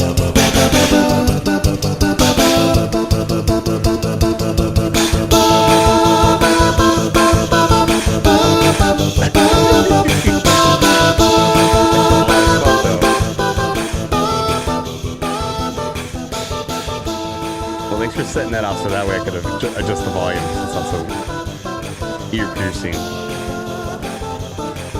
Yeah, Joseph, I don't know if you recognize that. Obviously it's the Punch Out music, but there's this guy on YouTube. I forget his name. I think that's one of his. I'll have to double check. It might be some like random ass one that I picked, but there's a guy that does just nothing but like acapella renditions of video game music. And on the screen, you'll see him, all his different takes. He'll vocalize in different pitches and put it all together. And that's what you hear there, something like that. So he's doing all the harmonies and stuff. He's doing the beat with his, his mouth, the beatbox and whatever. So yeah, I thought that was pretty cool. So I had that right there for you guys to redeem. But there's the spin wheel, which is rather new, which is this. So you hit this little spin wheel right here. It's gonna pick which console we play next. It's obviously it's picking Super Nintendo. So what? Just an example. We're gonna have to just do. We're gonna come in there. We'll go through like the list of games that I have, and then you'll get to pick a game. Whatever game we play, So don't do it just now. Don't waste your points on it because I won't do it at the moment. But like anytime we're doing another playthrough, even if you see me have like a game up here like this, screw it. You want me to switch it out? We do it. You redeem your 2,000 points. We'll go ahead and flip it over to whatever console lands on. We'll sift through and find a game to play, and yeah, we'll just have some fun that way. But yeah, I just wanted to show you guys. I just figured not too many people go into my redemptions that often. I feel like I'm not really known for a whole bunch of that crap on my stream, but it's sometimes it adds a little fun to the stream. So it's there for you guys to use whenever the hell you want. I'm gonna do my best to try to add some more like stuff in there too, like some more sound redemptions, more like some interactive things. Just try to polish the craft a little bit more. I've been doing this for like, I want to say it's 2 years now that I've been streaming. I just had my 1 year affiliate anniversary a couple of days ago, and I didn't even realize. I think that was on Saturday. I didn't know it was my affiliate anniversary. Otherwise, I would have planned something. I didn't pay attention, I guess, to the notifications Twitch sent over to me. I forget who came in. Might have been one of John. I think he's like, "Oh, hey, your fucking anniversary." I was like, "Oh shit, I had no idea." So, that 1 year flew by like that. But I remember trying to get affiliate. I wasn't trying to like inflate my numbers, cheating, nothing like that. I was just like, you know what, I want to get affiliate, but I want to do it organically. People that want to come and watch me And then if it seems like, you know, it's going that route, I'll stick to it. And then sooner or later I did become affiliate. I think it was probably like after maybe a year's time, maybe a little bit more than a year, I became affiliate. And yeah, obviously the big goal would be to become partner one day. But yeah, to be honest, I feel like I would have to get a lot more consistent and have longer streams, because I feel like now when I stream, I'm probably like in a good 2 to 3 hour chunk every time I do stream, and that's just because your boy has a full-time job, got a full house, you know, of kids, and I'm trying to juggle it all in the same time doing music on the side whenever I can. So a lot of stuff on your boy's plate, but I really do want to progress, and hopefully we can grow the community here, have more people come in, and yeah, I just want all of us to support one another. You guys here, you guys stream too, so whenever you guys are there, I try my best to get over to your guys and show support as well. So it's not just so one-sided, of course, right? Yeah, just showing up to chit chat, talk. I don't need your guys' money, subs, all that stuff. You guys want to do that, it's totally on you. I appreciate whenever you guys do it. But yeah, just coming and hanging out with you know, other people like myself that are into retro games or into music, that kind of stuff. That's what it's all about. You know, you're having a fucked up day, you want to come in here and vent out, that's all good with me. You're having a great day, come on in and you know, share the love with the rest of the people. Makes sense, but it's cool you have a schedule that works. Yeah, I'm trying to, like, you know, luckily I have a Monday through Friday job. I have a salary job. So it's one of those where you can kind of make your own hours in a way, but like it's kind of unwritten rule, like they're gonna still want you to show up Monday through Friday. Oh shit, thank you so much for the bits. Who's that there? Joseph, thank you so much for the 100 bits.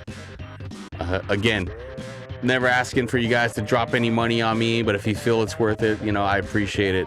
You know, you could spend that money on anything else, a cheesy gordita crunch, anything you want. Dropping it on me, I appreciate it.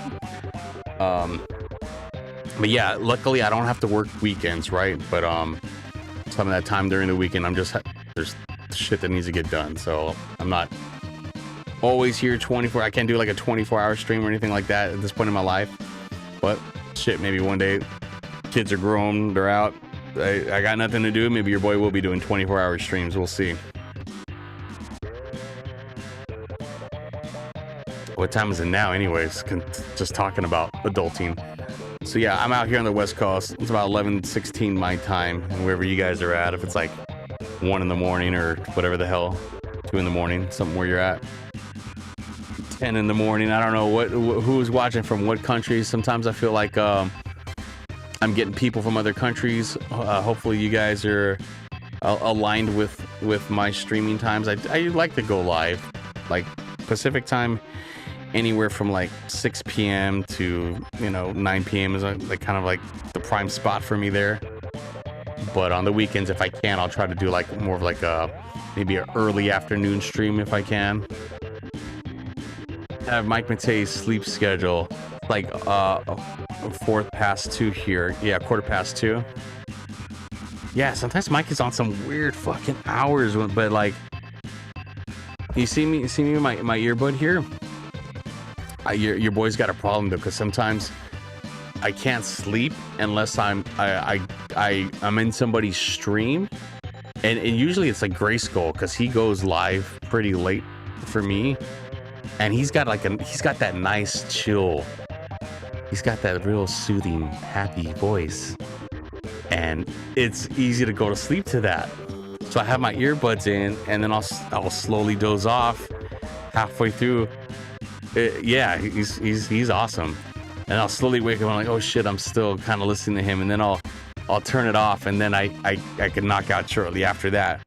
But just trying to go to sleep raw, oh, that's hard right now.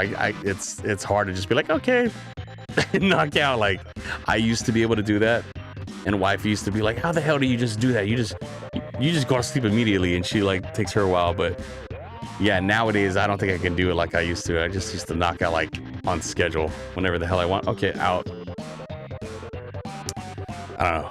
I feel like this damn job is getting in the way of making this a job. But see, that's the balancing act, right? And Joseph, you know, as a musician, you can't be a full-time musician without having some sort of money to invest in, like the instruments, your gear. Just, it's a whole thing, man. So you need to have money just to pump into that, just in hopes that you can get some sort of music career going too. Music helps me out a lot better than a police body cam videos. I was watching those for a while too, the body cam videos. Another one that would get me off for a while too was watching car crash videos. And then I started feeling like, damn, is this not healthy? Am I like, is something wrong with me that I'm watching this stuff to kind of relax? I'm watching cars and people getting injured, or like people going through some drama in their life on body cams. So like, I kind of fell back on those for a minute, but I'm not gonna lie, like I was watching a shit ton of those for a while. Pay to play in some places unless you know the venue owners. Yeah, so pay to play, those are rough, right? We did pay to play by selling tickets. That's what we ended up doing, which is, you know, basically that. It's like you buy your tickets, you buy your group of tickets so that you can sell to recoup your money, or you could give them out, right? So we had some we would give out to our close friends and family, and then we would have the ones we would actually sell. If we had an album out at the time, we would sell the album and do a bundle. Like if we had a show coming up, like, oh hey, look at, here's you buy the CD, you'll get a free ticket to the show. Come out and have a good time, whatever, you know. Awesome way to get some people to support you, and they get a night out as well, right? But yeah, I'm pretty sure, you know, especially you got more than one guitar, that stuff racks up real quick price wise. Every time I've ever bought a guitar, like, yeah, you gotta really be mindful of your budget. But yeah, sometimes you won't buy the Gibson, you'll buy the Epiphone. You won't buy the Fender, you'll buy the Squire, and so on, you know? There's some guitars I got. There was like a Schecter that I had that was pretty clean. But every time it sits there and starts collecting dust, I'll sell it. And then later on, I feel like I regret it. Like the last thing I had was a Fender Jaguar. It was kind of like that sunburst color. You know, the one that like Kurt Cobain used to play? Like that one. 3 guitars and a bass. Schecters are very solid guitars. Yeah, I really liked it. It was black and it had like a white, I guess outer body, like white kind of like stripe around the edge. That one was pretty solid. I remember when I sold it, I put it on Craigslist or off whatever the hell the app was that I used, and it was a mom and a dad and their teenage son that came over, and they're like, yeah, we're here for the guitar. And I was on my porch and they were with my amp, and I'm like, oh, here it is. And he's like, yeah, can I try it? I'm like, yeah, go ahead, shred away. And he's playing it, and I can see his like face sliding up, and he's looking at his dad like this is the one, you know. And I wasn't asking much for it, you know, either. I forget what I paid for it, but it was like a fraction. And the thing was like, I keep my stuff really, really well taken care of. So it was basically looked like a brand new guitar for this kid. And that's what made me happy, that it was going to like a good home. You could tell this kid was going to play the shit out of it. It was going to get a lot more use than it was just hanging up on my wall. Again, a 7 or 8 string Schecter. The Omens are sick. Gotta check those out. Yeah, I had a buddy, I think he had like an Ibanez. It kind of sounds like that. But yeah, so yeah, when I was a lot younger, I was just really heavily into rock, still am, but more so back then. I was trying to get a band going with some of my friends, but nobody was ever like in the same state of mind. You know how hard it is to make a band. You got either egos, or you got like guys that mean well, but you could tell they just don't have the knack for it, so they're like maybe holding you back in a way. Or you guys are all decent players, but you guys all have different tastes in music, and maybe you guys have different ideas of what direction the band should go in. So like, it's really hard to align. Even if you grew up with those guys, it's really hard. And that's what actually got me into hip hop, because I kind of got frustrated trying to find other guys to play with. And I was like, you know what? If I make hip hop music, I could be a one-man band. I could just program the drums, the bass, everything else on my own. Luckily, I had a buddy of mine that was heavily into hip hop, and he was down to get some gear too. So we both bought these old Korg little drum machines. He bought one, I bought one. We connected them via MIDI. So I think the one that he bought was more like drum driven. So he had the drums, and then the one I bought had like 2 oscillators on it, so you could have basically like I can make a bass part and I can make a melody part. Very, very basic type instruments, but it taught us like how to really make music, how to count bars, how to start, mixing. Like we bought Cakewalk for the computer back in like in the early 2000s, basically just from the ground up, learning how to do it on our own. Nobody was telling us how to do shit. So he slowly fell off, like stopped making like beats and music on his own, and then I kept running with it. I just kept, advancing my craft, and now I feel like I could put some solid stuff together, and I mix for other people. Obviously, you see me do that, but yeah, I just wish that maybe I would have had somebody that was in the game that knew a little bit more to teach me at the time. But yeah, hopefully I can help somebody at one point advance their career, maybe make something really cool for them. I would love to have something like that before I leave this earth, to say, hey, I got that hit song with that one dude, or I helped him with his album, or just something like a real solid notable credit. I have some credits that are like, a lot of West Coast like rap and stuff like that, but I feel like I still don't have that stamp that I want yet. That's like, okay, I feel super solid about that project I worked on. I'm surprised I never used FL Studio or Cakewalk. Yeah, I'm not a FL Studio kind of guy. I did try to dabble in to see what the hype was about. I just couldn't. It wasn't my vibe. You got to find the software, the DAWs that work for you. I use Pro Tools for my main mixing, and I use Reason Studio software to create and track, just basically track my beats. I've used Reason for so long that it's just like I can't see myself using a lot of other stuff to make beats. I have Native Instruments, and I had a machine, like the hardware machine. If you're familiar with that, it almost looks like an MPC. But the workflow, I was just so used to Reason, like I ended up selling that machine, and then I have a complete Native Instruments full keyboard right here in front of me. You just can't see it off camera. I'll use that too. But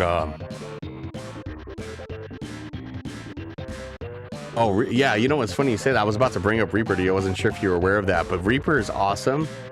It's still free, right? They don't charge for that anymore.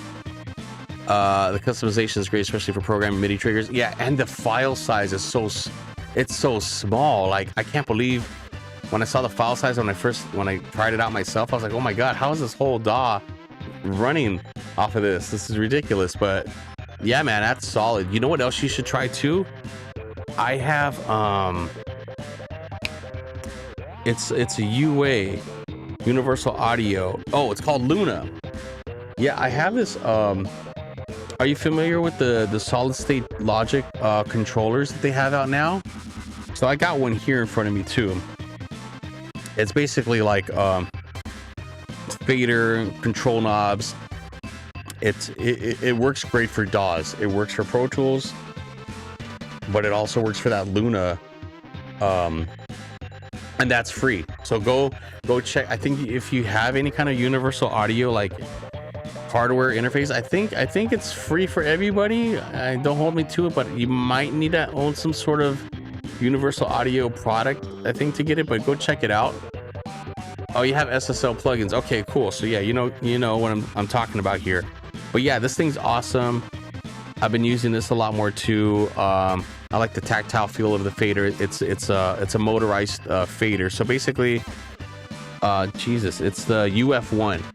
That's what I have, and it has like three modules. You can do that. There's one that has just 8 motorized faders that you can put on here as well, and then there's another one which is like your master bus, I don't have that one, and that one shows like the G bus compressor. So basically, it's a controller for your plugins. It's a controller for your DAW. There's no actual audio running through it, right? But it's giving you that feel, that analog feel that you want. It's the hybrid mixing that did it for me. I'm like, yeah, that's what I want. I want the tactile feel because that's how I grew up. I grew up using like hardware and synthesizers and NPCs and that kind of stuff. And now everything's like, most people just work in the box in a DAW or whatever, you know, they're using software rise, soft synths and all that stuff. But I wanted that workflow still. Like, I don't want to completely eliminate that. I have a few pieces of gear, Joseph, that I don't know if you really like look into a lot of like production gear or not. Outboard gear would be nice, but not super practical for me, unfortunately. It's not. It took me a while to even kind of you know, hone in on what I want. Like I don't have room nor the cash to have like a full studio full of gear, you know. But there are a few things I'm like, yeah, there's a few things that I just need to have. They're necessities. I need to have a solid preamp, which I got, and a compressor for my vocal chain. Obviously a solid mic, which I'm fortunate enough to have a few of those. But it wasn't until recently where I was mastering in the box a lot, and then I was like, you know what? There's just something that I can't cut corners when it comes to mastering. I need some analog gear. I need some hardware to differentiate my sound from everybody else that's using the same plugins to master their stuff. Let me get a few pieces. So I got a few pieces, and I'm going to point out a couple things. I have the distressor plugin. Used to have the compressor a long time ago. It's got a nice like grit to it. It's solid. Like especially for rock music, I feel like it's a must-have. Since I don't do really much rock music mixing, I feel like I gravitated to like, I have an opto compressor, which is it's a clone. It's modeled after a Tube Tech compressor. That's what I'm using on my vocal chain. I'll sometimes use it for mixing, but mostly for vocal chain. But there's two pieces of gear that I'm gonna point out. These are my secret weapons when it comes to mastering. It's the Tiegler Audio Cream, which is a EQ and a compressor in one unit, and you could flip the chain. You could either go EQ first into compressor, or you could flip it around a compressor into EQ. And since it's basically a mastering EQ compressor, everything's very subtle. It feels like you couldn't make something sound bad. You're turning knobs all the way up, all the way down. I mean, yeah, you got the ear. You're gonna dial it in where you want it, but even if you didn't know what the fuck you were doing, it's one of those machines where it's such subtle changes that it's not gonna destroy your mix, even if you don't know what the fuck you're doing. But if you have something like this, you probably know what you're doing, just because it's such a specific piece of gear for someone that's doing mastering. And I like that it has a sidechain low cut on there. You could either go 60 hertz. I'm looking at it right now. You could go 60 hertz, 120 hertz, or 200 hertz. So that way the compressor doesn't kick in for the low end, because that could kind of ruin a master too. So it's got great options on that. Transparency, yes, transparency is the key when mastering. You just, yeah, you're looking for the loudness, of course, but you're not trying to squash the shit out of your mix. You still want to have dynamics in there. Definitely overdoing it on any kind of master is just gonna like ruin it. It's better off that you don't even touch it sometimes if you don't know what you're doing. But the kicker on this thing is that it's actually it has this one. There's two versions of it. This one is called the RC, the Cream RC, and I think they have the RC is for remote control, is what they call it. But basically, it's I can control it with a plug-in. I have it connected to my network, so there's an Ethernet cable from the back, an RJ45 cable on the back of the unit running into my network. So when I'm adjusting the knobs here, it's making the same changes on the plug-in in the DAW, and vice versa. I can make the changes on the plug-in, and I'm gonna see their motorized knobs actually moving as I make the changes. So that thing is what sold it for me. I was like, oh my God, I have recall now on a hardware unit. I don't have to sit there and take notes as for each session. Okay, because you got to print them, right? But if you want to go back and make adjustments, you got to, where's my starting point? That's a game changer. I feel like mixing and mastering is going that route now. They figured it out. They're like, what do they like about plugins? The recallability, the ease of use, the multiple instances, that kind of stuff. But I still feel the hardware is going to have the superior sound, right? So best of both worlds. Automation rules. Back to doing bedroom activities with the girlfriend. Oh, they were just eating some pizza and playing with like sock puppets. They have sock puppet theater apparently that they like to do Monday nights. Ain't that right, Zarstrom? But yeah, Zarstrom, we were just talking about some audio production here, going through a couple of pieces of gear that I have set up here. Sock puppets, yes. The ladies like the sock puppets.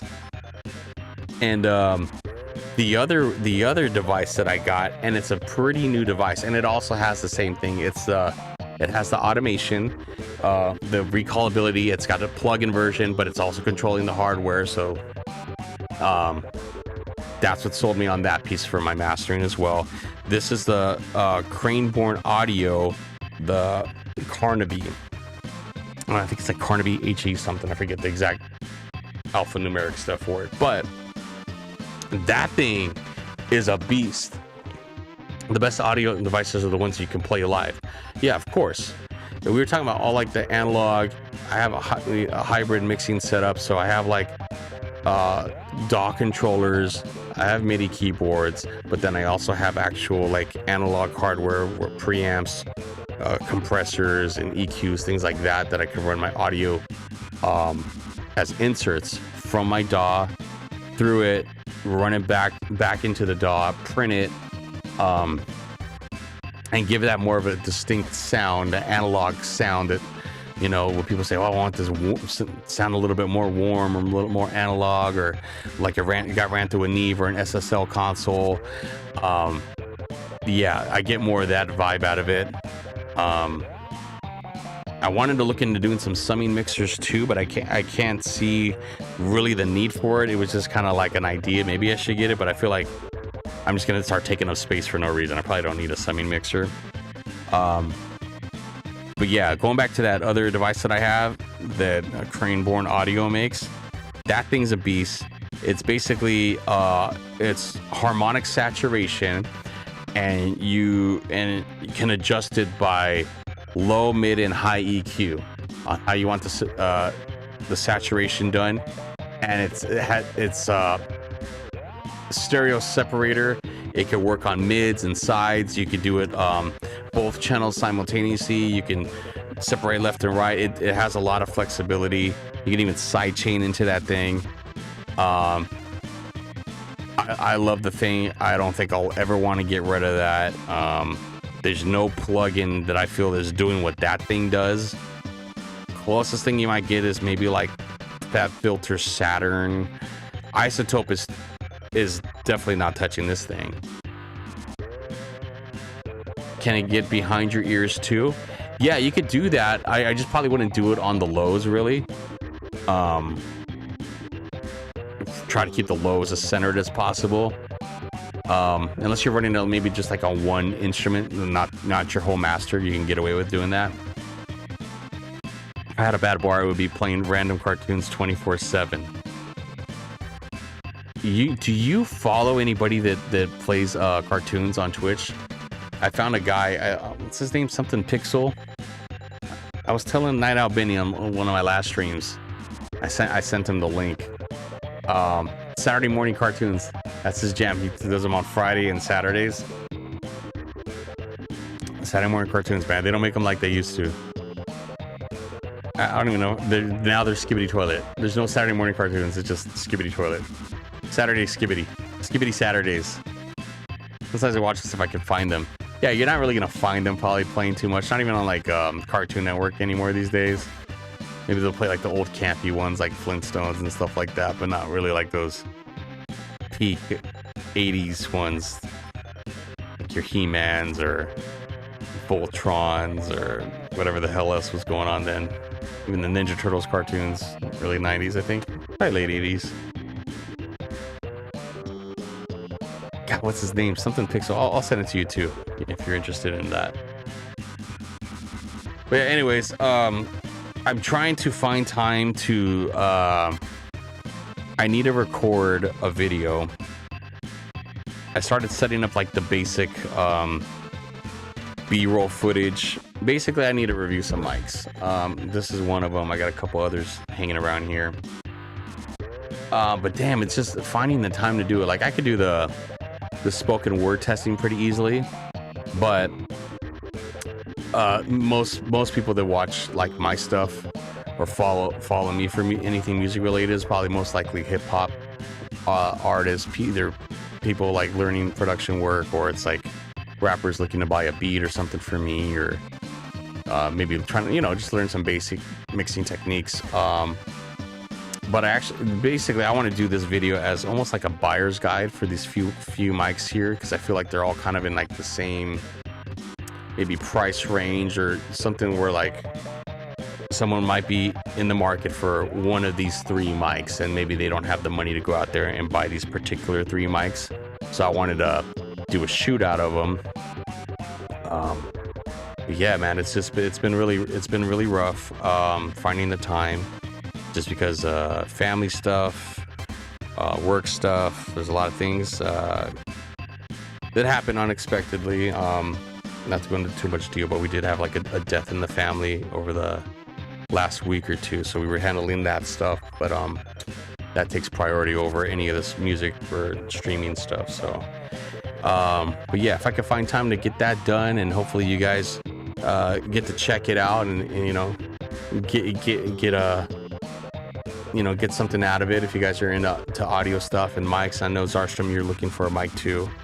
You know what I have, Zarstrom? I actually have that Rode podcast mic too, and I hooked it up the other day because I hadn't used it. I actually bought one for my wife, and I bought one for my kids so that they could stream. They don't even end up streaming. Flintstones for sleep. Scooby-Doo is the best show. Yeah. Hey, Scoob! I heard someone's voice earlier this morning. It was in a video game, and I'm like, dude, that sounds like Shaggy. I forget what it was. I might have been on a Retrograde Tom stream. We were probably on that. I'm looking at a Rode NT1 or our Slate modeling mic. Okay, Joseph, let me stop you. Slate could be good. UA makes a good one too. If you're looking into like a modeling mic, look at Universal Audio. Don't look at a brand new one. You can find them a shit ton of those at Guitar Center used. So look up the Universal Audio. God, I forget what it's called. You can do a lot better price used. There's so many of them. But I will tell you this: when you're buying from Guitar Center, make sure you buy one that's either in excellent shape or great shape. Don't buy the ones that say good, or I don't even know if there's anything less than good. But yeah, I think you could walk away with one that says excellent or great. From my experience, the Guitar Centers that have like the better ones are like back east. I don't know if it's like Minneapolis, Maine, somewhere like that. There's always a Guitar Center that discounts them like a little bit less than the other ones, and you'll sort it by price, right? But that Rode NT1, it sounds good out of the box. I'm not gonna lie, you're gonna get a nice impression of it, but don't get fooled, because the way that thing is built, if you're gonna actually start trying to mix with it, it doesn't take EQ very well. It'll start distorting on you. It'll be kind of a bitch to get it to sit right in the mix. If you're using it for maybe just like kind of maybe live stream work or something like that, then who gives a shit? It'll be fine. But if you're actually gonna do any kind of like real mixing, you're gonna do a song, I probably would stray away from that particular mic. You'd be better off with something like that UA or that Slate. Let me look that up. I'm trying to figure out what the name of that thing is again, because I was looking at it like recently too. But you know what I ended up buying? Here, I'll unveil what I've been sitting on over here. So this bad boy here Yeah, that's a junk option. Yeah, it's just, you know, I'm glad you brought it up because I would hate for you to buy something like that and then down the road realize it can't do what you want it to do. I've been in that spot before. I bought things thinking, oh, this is gonna be great, and then I'll realize, oh shit, but that doesn't have this feature that I actually need, or I thought I was gonna do this, or it doesn't quite sound like the way I was hoping it would sound. So anyways, this mic here, you don't have to get this. I'm just showing you that I was about to buy that universal audio mic. Let me see, UA modeling mic. I gotta remember the name. It's, what is it called? Oh, it's the Sphere. They make two versions too. There's a Sphere DLX and then the Sphere. So the difference between the two is the DLX, it has the capsule for an omni pattern, front and back, right? So if you buy the regular Sphere, it won't be able to mimic or emulate the microphones that have that capsule that's going to give you the omni pattern. So if there's this particular mic you have in mind, you're like, oh, I want the sound of that mic, like a U87, that capsule is going to capture all around. You're going to want to buy the deluxe version of that mic. If you don't give a shit about that and you're just like, you just like, hey, I just want to have some options of mics to emulate, then get the Sphere. It's less expensive. I'm trying to see right here if I can get an idea of how much you can find one for used now. Let's look at the deluxe first. Bar center. Here, I'll pull it up on stream too.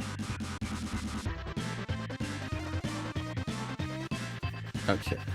Let me feel that Ninja Turtles in the back for a second here. Let me get my browser up here. We're going shopping. Okay. Let's see. Guitar center. Sphere DLX used. All right. Let me know if you're seeing this okay, right? So here's one.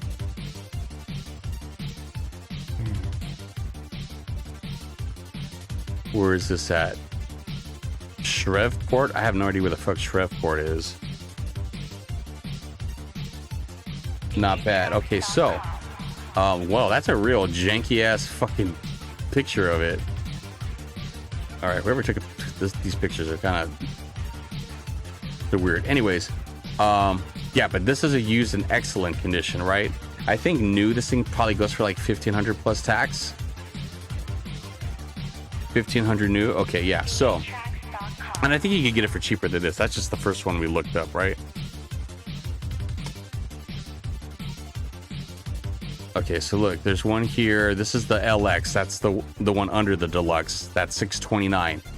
But yeah, it's all dependent upon where your budget is at. If you want options, I'd say go that route with the cheaper one. Otherwise, if it's a microphone that you're planning on keeping for a long ass time, you can do the DLX one, but that's really your preference. If you need to emulate those mics that have the omni pattern on it, you're gonna need to go deluxe on it, right? Or DLX. But yeah, you can see the kind of the price range you're dealing with when you're looking at something like that. I feel that this is going to perform better than that Sphere. I think this is actually, so UA bought this company. I think it's called, was it Thompson Audio or Tomlin Audio? It was another company that they purchased. So it's basically a microphone made by another company that they've rebranded since. But that company was doing such kick-ass things, right? That a company like UA saw them and they're like, ooh, we need to get behind that. So they bought them and now it's a UA product. Go on YouTube, do your due diligence, check it out and see if you like what people say about it. But again, this is one of those things where you just kind of want to have some options. You want to, change the characteristics here and there on the fly. That's the way to go. But there are better options if you kind of have in your mind already the sound you're going for. Like, for instance, this mic in front of me. Oh, you've used the SM57 for like 12. Well, SM57 is like the solid standard in rock. So like that, you can't go wrong with that, And sometimes on people's voices, that mic is better than a mic that costs like 10 times as much as it, right? So I'm sure you know that. It's really based off of what's working for you and not because it's got the fucking name attached to it. So Yeah, I have a few options on my side here, but for instance, this mic here, this is a Neumann TLM 103. New, this thing is like maybe 12, but you could probably get this used. Probably your best price on a lucky day is probably going to be around $600. Probably going to find them more between the $700 to $900 range used, but yeah, again, you don't want something that's been beat up, so you just kind of be careful if you do get something like this. But this is kind of right in line with this price for this mic here. But if you're like, hey, I know I like Neumann, I don't need an Omni pattern. This is basically the way they marketed this thing was it's got the same capsule as a U87. It just it's only cardioid patterns. There's no selectable patterns here. There's no pad switches or anything like that. It's a solid sound out of the box. Most rappers and singers that I've worked with love it, and yeah, I use it for my everyday streaming now. It's just my workhorse. Takes the EQ very well. Yeah, so something like that. So SM57, you know how to EQ it. More reason to stay away from that Rode mic you were talking about. Anyways, getting back to this thing here. So this is the Stam 87i microphone. Basically, this is a clone of a Neumann U87, not the AI, the one from the 70s. So the original U87 that most people kind of like that sound. This is the clone of that, and I did my research, and this one here is probably the best clone you're gonna find. And now the price is ridiculous. So I think I got it on a discount only because it was part of a pre-order. So I had to wait a few months to actually get it. Yeah, who doesn't like the U87, right?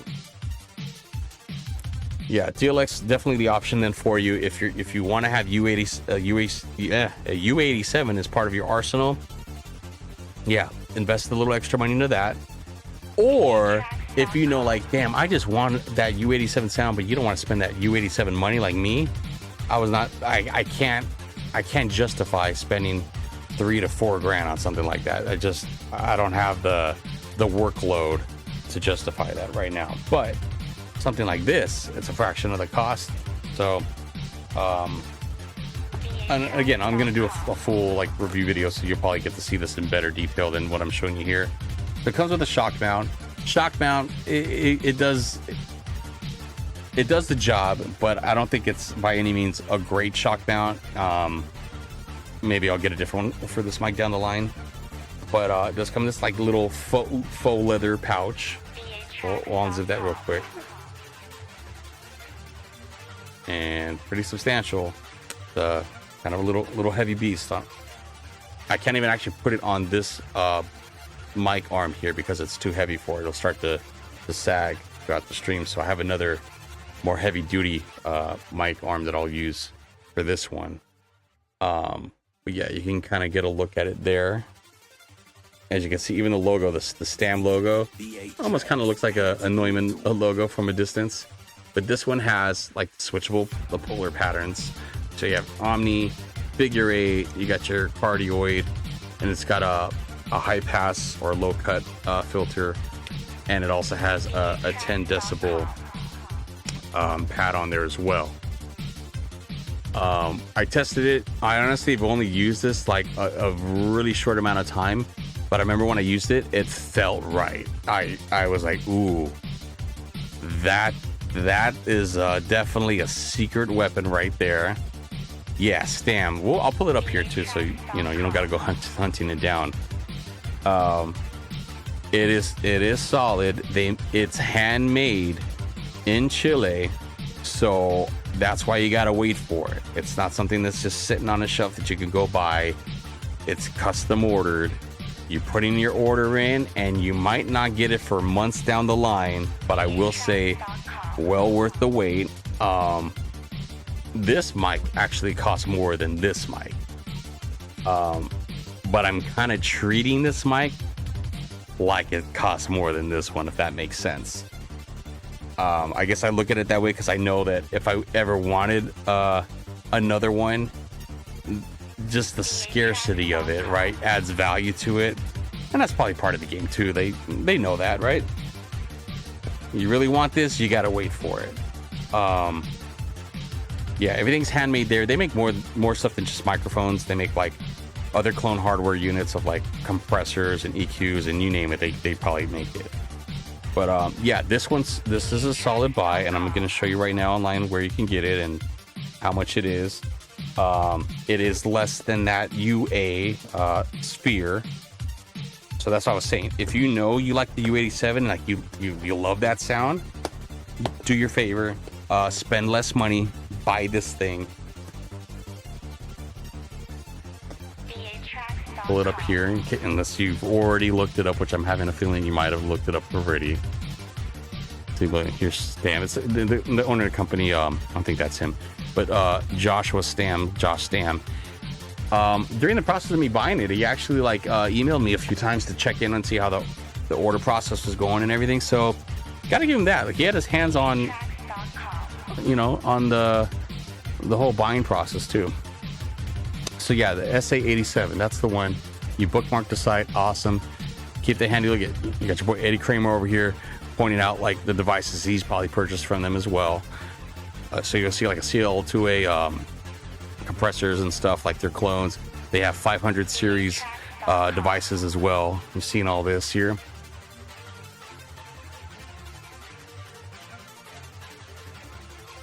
Coming soon, whatever. So they do them in batches, right? So they'll tell you too. So if you go looking on their site, like for that microphone, it'll tell you, hey, shipping in August, shipping in September. They'll tell you when to expect things to come out. So yeah, boom, microphones. Oh, they have a new version of this microphone. Not this one, the one I was just showing you. So the SA87i, now they make a SA87T, I want to say. Basically, it's a clone of the Neumann U87, but with a tube. So it's a tube mic. So basically, they invented a mic that doesn't exist. This right here is your clone of a Sony C800G, and I have a warm audio clone of the Sony mic in front of me too. That's one of the mics I'm going to review and do the shootout on. Where's the one I got? This one here. And this black one here is the new one. And I'm glad they made it a black version so you know which one's which. That's pretty nice. But yeah, this is the one here. Let's go click on Learn Buy. Boom. You see that? Not bad at all. For what you're getting, that is a steal. And this is the stock price. So, see, it says next back. That means they don't have any ready to sell to you immediately. So if you were to come in here and click Buy Now, you're not getting that mic shipped out to tomorrow. It's not happening. So basically what you're doing is you're pre-ordering it. You're saying, hey, I have an interest in this. They're like, okay, they take your name down. And then the next time they sit down and someone says, okay, it's time to make a new batch of them. They pull up the list. Oh, okay, there's Joseph. Let's make his mic for him. Now, if there's ever a time where they have them in stock, you're not going to see this pre-order price, of course. You can only pay this price. So if you got the funds available, you're ready to pull the trigger. If you see a pre-order like this, do the pre-order price. Now, I'm not going to lie. I wasn't lucky enough to get in last year. Last year was actually $100 less. You know what made this go up? Tariffs. Their preamps are fire too. Yeah, they're warm audio. I'm using one right now. It's the WA73, the EQ version. So I have that. I have one of their opto compressors is actually, I have that as an insert on the pre right now too.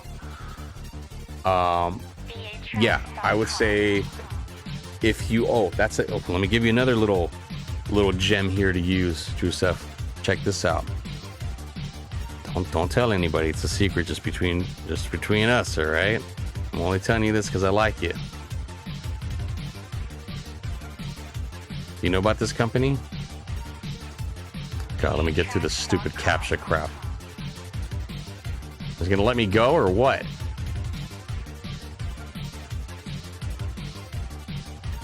Let me just type it in myself. I find sometimes my stupid VPN causes problems on the search results. You're seeing this right now. Go on your own. Go to frontendaudio.com. Because for some reason it's giving me issues because of my VPN, but I want to disconnect my VPN and cut the stream, right? Here we go. I think we're gonna get through. Okay, here, boom. This right here, this is a great place, probably the best place to buy anything warm audio. I'm gonna tell you why. So let's say, for instance, you want to buy that pre that I'm using right now that we talked about. That is chugging a bit. Yeah, okay, so we got it up here on my screen though. So check out my screen. You see this right here? I have this. Now don't buy this one. Don't buy this. This is costing more. But let me show you what I'm actually running. I don't have this mic connected, but I have it right here on the side. Let me see if I can get in the shot. Oh, I got a chaotic eyeball on top of it. I got the gold version. See that mic right there? That black one on your screen? That's basically this, but this is the gold version, limited edition, whatever the hell. I just thought it looked cool. It just reminded me of a Zelda cartridge on NES. I was like, oh, I gotta have that. It kind of differentiates itself. That's the clone of the Sony. So, but as you can see here, even they're like telling you like this is the vocal chain to have, right? A lot of people like this one, especially when it comes to rap and hip hop. Yeah, it's got an awesome case. You got the power supply, all of that stuff in there. But yeah, this is what's in front of me. I have this device and I have this device, both connected. But let me tell you why you want to come here. Let me see if I can find a link for it here without typing it in. Oh, you know what? If I go to their homepage, I think it's on there. Oh, check this out. See this? That's the big secret, buddy. That's the big secret. Click on B stock. Boom. B stock prices, bro. You're not paying full price. B stock is just, they have some extra mics for whatever reason. They're not used mics. They're not floor models. They're nothing like that. They might just have some extra stock stuff. Maybe it was something that was going to be shipped over to NAM or something that didn't get sent out to a dealer. Just B stock. There's a reason for it. But you see this price? Yeah, that's your regular price, right? I think it's actually like $12.99, not $13.99. But you get it for this price here. It's brand new in the box. It comes packaged. There's nothing about it that's gonna be like, oh, I see why it's fucking scratched. No, thing's flawless when it shows up. It is a brand new mic. So boom, that's automatically gonna save you money there. Next, I don't tell anybody this, but you buy something from here, they are not charging you tax. No tax. But the price you see is the price you pay. Now, I live in Los Angeles. Our taxes out here are a little over 10% sales tax. You think I want to be paying a little over 10% if I don't have to? You come here. They got a shit ton of warm audio products. This is where you want to get it at. Don't walk into a fucking Guitar Center trying to buy anything from them. Not worth it. They probably have already opened the boxes. Half their shit that's there is stuff that the sales guys have already touched and shown to other people. If you do for some reason want to buy something for Guitar Center, just buy it online. Get it shipped to you. It'll come in better condition than walking into a store. Looks like they even make a U87 version of their own. I've never tried this one. I've seen it at Guitar Center. It's probably about the same size as the one I just showed you from Stam, but I can't give you any info on it because I've never heard it. What I can tell you is this one, the WA800. I have it. Solid mic. Love it. You can swap the tubes out if you ever want to change the characteristics on it. There's actually a company that does a mod on it that'll actually get it closer to an actual Sony 800. If you want to invest in that, I mean, that's more money you can throw into that thing, but it's there. It's got the option for that. But yeah, I hope this helps you. I know this stuff, you know, even myself, I'd have to save up to get things like this. I'm not going to just buy it on the fly, but I did want to share this with you. You're one of the few people that I know takes music seriously, like myself. I'll share this with you. I know half the people aren't watching this shit anymore right now. They're probably like, where the fuck is Ninja Turtles? You know? And I'm sorry, guys, if you guys came in here for Ninja Turtles 4, we did a couple playthroughs of it already. Check the VOD when this is up, when this is over. You can check out the gameplay. Right now, I just wanted to knock some of this stuff out for my good buddy here. That's the other reason people come here for audio production work. That's what I spent most of my career doing. So if sometimes the retro streams turn into music streams, hey, it is what it is. But yeah, this is my secret to you. Feel free to use it and take advantage of the better pricing here, especially if you're doing warm audio. Any of the stuff that I've used from them so far has been solid. Yeah, they compete with the best of them for their price range, right? I'm sure that obviously there's going to be better things out there, or if you're buying the actual hardware that it's cloning, of course that's going to be better, but I'm not complaining about what I'm using here at all. Works great. Solid craftsmanship backed by obviously great warranties, and now that you got a cheaper place to get it, this is what you want to use, man. So if you got any,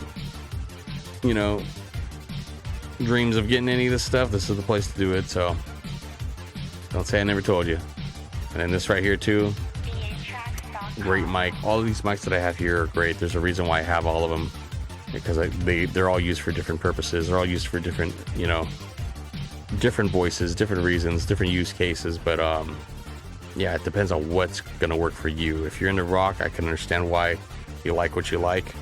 I'm thinking maybe out of the 3 that I'm gonna showcase, just between me and you, I think you probably would be best with this one in front of us right now, the Stam 87i.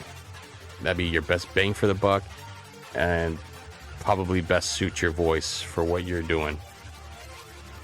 Just my take on it.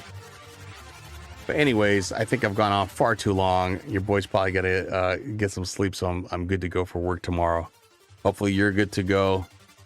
Yeah, no problem, man. That's what I'm here for. Like I said, I wish people would have dropped some knowledge on me when I was younger, so I didn't have to go and struggle so much. And whenever I know something, I try to give it to whoever needs it. I'm not charging anybody for the info.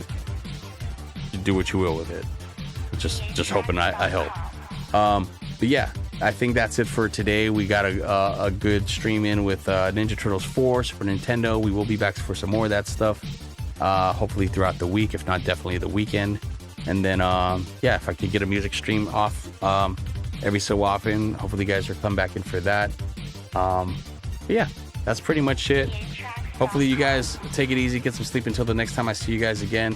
Thank you, I appreciate the support, and VA Tracks out. VATracks.com.